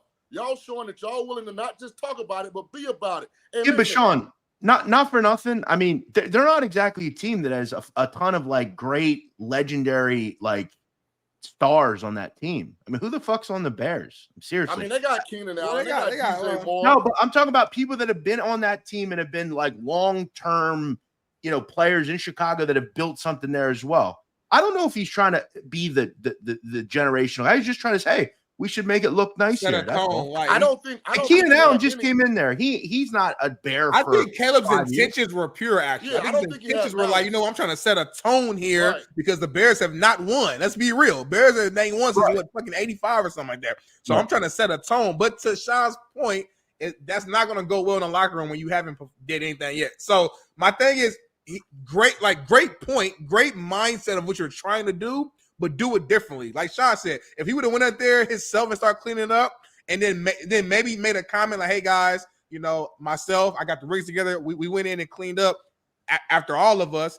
Just something to think about, man. Like, we're not the only people to work here in the building, obviously. Shaun, you know what I'm saying? Like, I think to give it some more context, like you do the work, then bring the words. Then it's like, all right, I can respect that. You know what I'm saying? Hey, Shaun, it's okay too to tell Jeff that every single person on that roster that's entering year 2 even is a veteran versus Caleb Williams. It doesn't matter if he's a star or not with the Bears or not. And my point is, everybody that's put their already 2 cents in this business at the NFL level already have paid more homage and more dues than this guy. Who, yet, by the way, we're still, Jeff, you and I have had this discussion. We are still waiting to see what this dude does. He has a lot to prove because of his off-the-field antics.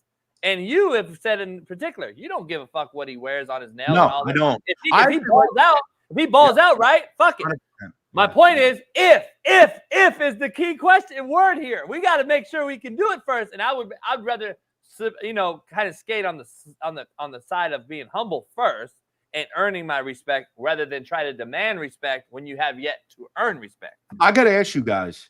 I sent Bailey a video of Eagles safety CJGJ addressing the media. Do you guys see this? Anybody? It's a Philly story. I don't know if it was put naturally. Organization that allows you to be you. Excuse my language, but no filter. I don't care how y'all feel. I don't care how you feel. I don't care how you feel. I don't care how you feel. I'm here to win, hold my teammates accountable, hold myself accountable. Like, I get dawned on for saying little things, and I mean, if y'all wasn't hating at me, I ain't doing my job. So I'm glad that I got a lot of hate and a lot of critics. If that makes sense. I've been okay with when I told y'all was obnoxious. Truthfully, I've been okay with when y'all told me I couldn't be a good safety. I was okay with when y'all told me I couldn't go to Detroit and take them back to where they was. They never been somewhere. I played 2 games. I played 1 game with a broken arm. So you put me in the box and you tell me how I last against other safeties and other people in this league, and I'll let you describe it. I don't need no fuel to fire about people saying they missing me, because it's all smoke and mirrors. I miss football. I miss playing with the right people. I miss hanging with the right guys. So I feel like I miss the team more than the team miss me, because I feel like the camaraderie is back. If that makes sense. That's the safety right there. But put winner behind my name, and competitor and a passionate player before you say anything else. So let me. I got you, Jay. That's a safety there. Hey, he played at UF. I'm a Florida boy. We rock and roll with Florida boys. USF, when we were good, we had so many guys with that same energy. But I'll say this: it's another reason why he's going into year 6 and it's going to be his 4th team. I was about to say that. Like his performance doesn't match up to all that bravado. He's a good player. I'll tell you what, though. But, I mean, he ain't putting up, I do my own thing, I'm always going to be the lightning bolt for criticism type numbers every year either. I'll tell you, though, the year he was here, not last year, but the year before, he was terrific, man. I don't know why they let him go, but they brought him back. The thing. I think this is the thing that Shaun's saying and what Jeff's saying. If you're an Eagles fan, you love to hear that. But if you're not, you hate hearing that. In the locker room, right? Like that's because that's something you want to see in your locker room, regardless.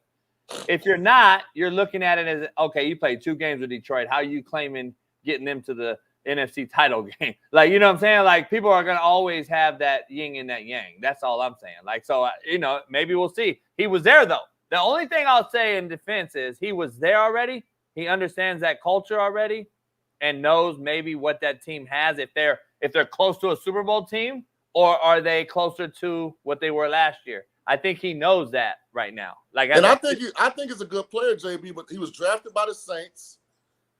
He wanted the Saints to pay him big-time safety money. They wouldn't, so they traded him to Philly. Then he wanted Philly to pay him big-time money. They wouldn't, so he went to Detroit. Yeah. Then he wanted Detroit to pay him big-time money. They wouldn't. He's back in Philly. Yeah. Hey, let's transition real quick with you guys to some college. I want to ask you something about Florida, since you brought up Florida. Segue. There's a video out here of a drill being done, and the comment section was hilarious. It basically said, Florida's 0-10. They're going to be shitty. Like, this is a common theme there with Napier, and I got to get your take on it. If I was coaching that drill, I'm going to be pretty much let me get your take on that drill. I don't want to get Smitty's take for leverage purposes. Let's say this guy's a pass rusher. I don't know what he is. Let's say he's a 3 technique. I don't know what he is.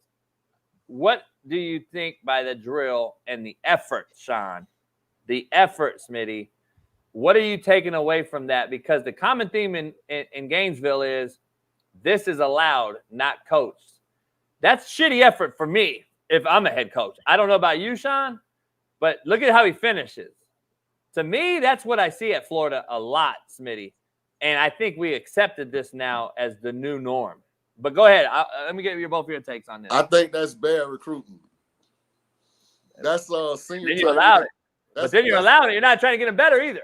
That's senior tight end Keynan Zippeter. I think it's how you pronounce his last. I was looking up the roster. Yeah, is he moving? Is he moving? No, I heard he's moving because there's no way that guy's a fucking NFL tight end. Look at him. First of all, he got no bend. No bend. No bend. No bend. I mean, oh my God. This drill is designed to lower your butt and your hips and learn how to play with great leverage. And finish. Not Shaun, your back. Smitty, this is a finish drill, right, Smitty? Yes. Yeah. Everything I was taught to do was always finish with a burst, finish with even from high school, going to Warren Central, like my natural, if we were all go work out right now and do some football drills, my natural just subconscious thing is to finish hard and burst and like, you know what I'm saying? Like that's just what I've always done. It's not even something to think about. That's what you gotta do. Hey, but why, Smitty, Shaun, why is every single person I see at that university under this coach act like they don't fucking want to be there? But that's all I gotta ask you. Well, real quick, it's one of the reasons they're 11-14 under Billy Napier. Okay, that Graham Mertz is just not a great quarterback. I'm not interested in him long term. Defensively, they gave up 34 points a game last year, and they have one of the toughest schedules in America coming into this season. I think it's another long year for them, and I think he'll be fired. I think that's the truth. And the alarming thing, if I'm a Florida fan, there's nobody like getting on his butt. Like somebody should be there. Go back. That's my point. Like I don't know what Buddy's doing right here. He's just in the way. Hey, can you go back to the beginning and pause it right when he takes off, Bailey? Like right when he's about right there. See this guy walking up, Smitty? Yep. And this is a guy. This is something that you will not get on ESPN. Hell no, he's supposed to be jogging back to the line. Like we don't walk. But let me give you a perspective that nobody else is going to give you. Right there. Pause it. See his hat? See that guy watch the next guy in line? Yep. Mouthpiece hanging out, everything. Yep. Okay, so this is fact now. This is a guy, and then 85 walking back is another sign. These guys are not invested at all. Go back, Bailey. Right there, Bailey. Pause that real quick, Bailey, real for me, please. This right here tells me that this guy is about to go through the motions as well and get through the drill. He doesn't want to be there because if he was being coached up, he'd be watching this fucking drill right behind him, and he'd be like, all right, now I'm going to do what he's not doing. And then there should be a coach over there, Smitty, saying, that's how you don't do that shit. You better not do that, white kid number 85. I better not see you do that fucking same drill. You better get your ass down unlike him. I don't see coaching out here. I see a bunch of allowing shit. Absolutely. But this is why, as a gambler, years ago, we would never have seen this. So I would go into a season thinking, oh, Florida's going to be excited. Another season, like every other team. But now I know that, for the first game or two, they'll be excited. But if they start 1-3 for the rest of the season, they are going to be done. They're going to take the season off. They have no interest. Obviously, there's issues with coaching there. They're not bought in, a lot of the guys. Now, it could also just be one bad clip of someone, picking a clip. Right. No. So let me combat that, Jeff. And here's why, as a good coach, you film individual. Yes, sir. It can film everything. I film everything, Tom. Everything. This is getting corrected day one. And I'm going to make the same example JB just brought up. First of all, when the person in front of you goes, I want you to have a sense of urgency as you get in your stance and get ready for your rep. When you finish the drill, we don't walk back to the line. Like, we getting all that fixed day one. And if I see it again, guess what? I'm going to make post-practice so damn frustrating and hard that you're going to want to quit. Like, this got to have consequences. This is my point to Smitty all the time while we argue on here. This is the enable group of people that we're now coaching, and why the coaches cannot coach them hard anymore because they're scared they're going to enter the fucking portal, and you yelled at them, and now we got to worry about them entering the portal, and I got an NIL deal to worry about it, blah, blah, blah, blah. This isn't coaching no more, homie. It's like, why are we doing it? Like, Smitty, you shouldn't be out there, Smitty, if you don't want to get coached, in my Absolutely. And Smitty, the thing that I would do, like, and say I was coaching, it looks like it's a tight end group because Zipper is a tight end. The other guy's got 80-something. So it's a tight end group. I would show them clips of in-game plays where this drill is 100% something that you're going to be required to do in the drill. Getting in your stance in the H-back position, having to pull around on gap scheme run, square your shoulders up. Like, I'm going to have that drill right there spliced in with this drill. And I'm like, if you can't do this, then guess what? That's why we got this transfer portal. Get your shit, get up right now, stop wasting my time.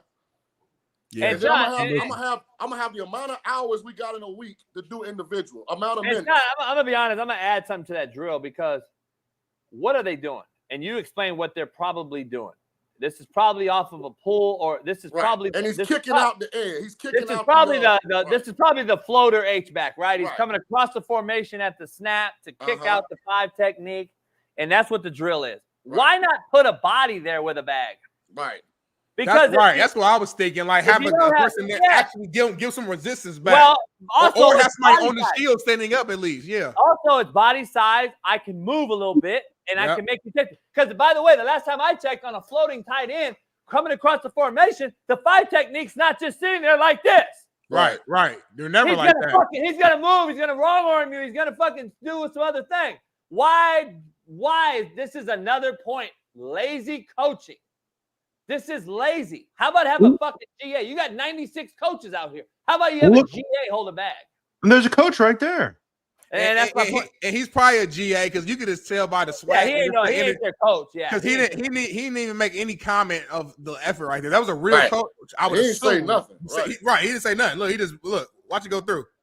Yeah, didn't react, didn't move, nothing. So, that's a bad rep for sure. I want to end this show off with this Giants topic, man. I know Bailey had put it in the rundown. I think John Mara was talking about. Before you go there, go ahead. I want to address Lotto Muse with a dick picture. Why do you still call yourself a coach? Because I coach your girl how to fucking open wide every day, bitch. That's why. Okay, go ahead, Smitty. Yeah, the Giants topic here. The Giants president, CEO, owner John Mara talks about losing Saquon Barkley. Let's check this out. You weren't necessarily on board with the plan to let Saquon walk. I'm just curious, does that raise the stakes at all? With Joe making that decision, if it doesn't go well for you guys? Not really. I mean, every year there's going to be a personnel decision that I'm not 100% in favor of. But at the end of the day, you let the general manager and the coach, particularly if they have a unified conviction, make the decisions, and then about it later. But that was the decision that they made, and no, I wasn't crazy about it at the time. I didn't want to lose him, but I understood what their philosophy was, and you got to let them do their jobs. I call bullshit only because I saw Hard Knocks, so I call bullshit. You forgot you were on Hard Knocks this offseason here. I want to get Jeff. Go ahead and give me your take. If you watch that Hard Knocks at all, it's pretty good actually. It's entertaining at least. I won't even watch the regular Hard Knocks. There's like 3 Hard Knocks now. I lost track, but he's on record being pretty pissed and saddened by the demise or the departure of Saquon Barkley, who was their offense. Let's be honest. I think Daniel Dimes needs that guy to be successful. I've said it before. Well, I think he's saying it wasn't my choice. It was some other guy's choice. And that's the way you fire guys, Chef. That's how you fire the next guy. Yeah, deep down, I fucking hate what he did, but he did it, and it wasn't me. I like Saquon. They've made a lot of bad personnel decisions, and it seems like they always make the wrong one, right? I mean, let's ask ourselves truthfully. When you look at the receiver position, when was the last time they had a great receiver there? OBJ, Amari Victor, Toomer. and then Victor Cruz. Like it's been a long time. I mean, they have no talent really ever on the offensive side of the ball. Offensive line. I mean, Chris Snee. Was that the list? It was a long time ago. They had that offensive line. It was just a bad offense, and they give Daniel Dimes a shit ton of money. We know deep down, even other than JB, who's the only person on earth that actually likes Danny Dimes, he stinks. We all know it, and they're going to be the same team they are every year. But John Mara, remember, he didn't like the Saquon thing, and he just won't come out and say it. He just moves it to someone else. Says that it was him. They did it, not me. I'm telling you, hey, this sound like Brian Daboll and Joe Sheen are on the hot seat. I told you. I think Daboll is going to be gone. I think Daboll. But see, Daboll has Josh Allen in his pocket. I think Daboll has a head coaching job to walk into in Buffalo. I think McDermott is even on a hotter seat in Buffalo. I'm be honest. I think McDermott's out and he'll be a DC somewhere. Look at this dude real quick. Christian XI. Giants beat the Eagles last time we played, so shut the F up. Christian, you realize what the record of the Giants and the Eagles are over the last decade? Oh, wow, you win one game finally. Great. Congrats. Are you fucking serious, Christian? Don't talk about football with me. And by the way, JB, real quick, I know Jeff made a comment about the Giants O-line not being on. So you got to shout out our guy, John Runyon, JB. He's on that O-line. He came on our show before. Been a guest, so we got to shout out to John Runyon. He's a great player. You do got one good one on there. But yeah, this is just, it's not surprising me, man. This is just more evidence that the chaos is going on in the Giants locker room, the execs from the top to the bottom. And this just feeds more into my fact that Daniel Jones will be Daniel Jones, which is what we saw last year, which will be a horrible season. Hopefully he stays healthy. I don't wish injury, of course, but I don't see him going out here and showing that he's worth the money he's being paid. It's the reason why he was rated the last player on Madden quarterbacks. We can laugh all we want, but it's a reason why that happened. Yeah, it's a video game, but where do you even get the idea that these quarterbacks should be rated the way they are? It's from from the tape. So it is. The arrogance of this comment is insane. I've done it, and I've played at a really high level. Is that real, though? Is that real? I don't know, man. We always question it, Smitty, but now you want to show it. I got to start fact checking the night before. When I show it, it says, is it real? But this motherfucker show it, and it's real. No, I didn't show that. I didn't show that. It's real. It's real. Right, it's real. I was going to say, I think I've done an interview with Ty Dunn before, so he's legit. He's legit. Let me say this about Daniel Jones, and here's where I'm really, really jealous of the Giants quarterback. You would think that he was a rookie in the league last year. Like, Daniel is going into year 6. And they act like, well, what? We didn't protect him. I'm like, well, what about the 4 years before that? Like, he's been in the Giants 5 years. People talk about him like he's this young quarterback. He hadn't got enough chance to prove if he's good or bad. Like, let me give you his touchdown passing total since 20. Please do. In 20, he threw 11 touchdowns. Ooh. In 21, he threw 10. In 22, he had a great year and threw 15. In 23, he threw 2. So that's 4 years in a row where his top touchdown passing season was 15 touchdowns. And people still having conversations like, oh, we got to see if Danny can do it. I'm so damn jealous. I threw 18 touchdowns and got benched. Hold on, Shaun. Rewind real quick. You said in 20 what? You said 2016 he had a great year. Right. In 20 he threw 11. In 21 he threw 10. Had a great year. In 22 threw 15. And in this stretch of 4 years, he convinced the Giants to give him $100 million plus. Hey, he had a great year, homie. He had a great year through 15. Make it make sense.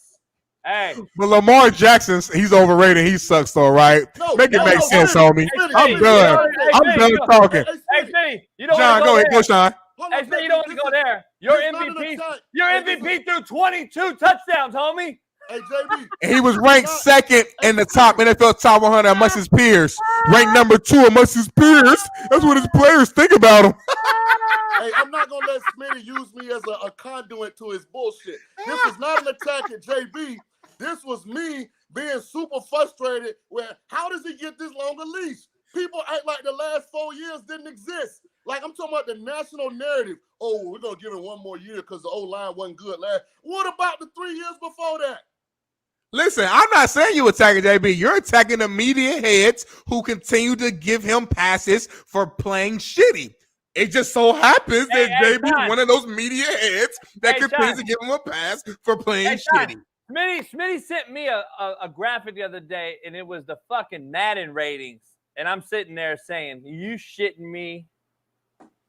Smitty, you better I'm not. Telling you what the whole world thinks about Danny Dimes at quarterback. Matter of fact, starting today, we are no longer calling him Danny Dimes. He don't throw dimes. We're calling him by his government name, the name his mother or his grandmother, whoever named him. His name is Daniel Jones. He's not DJ. He's not Daniel Dimes. He's not D. He don't deserve a nickname. Hey, you got to earn a nickname. He's Daniel Jones from here on out. Smitty, up to this point, his most significant play in his NFL career, which is 5 years, it's not 1, is him falling down as he's running for a touchdown on either Monday or Thursday Night Football.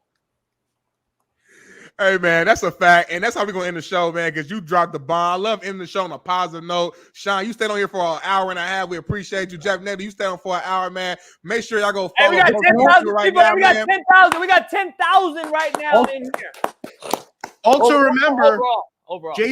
Coach JB loves Daniel Jones. Hey, I got to get out of here, though. I appreciate you guys. But doesn't like Patrick Mahomes. Riddle me that. Don't make sense, man. He don't like good player. He doesn't like greatness. He doesn't like Lamar Jackson. Danny Pennies. It's all good, though. But Jeff, Shaun, he's out. Jeff, Later. appreciate you. You out. Bailey, we about to end this show. Appreciate everybody for tuning in. Make sure you like, subscribe. The lights went off in my house. I don't know what happened. That's my wife turning the lights off, telling me to be quiet so you can go to sleep.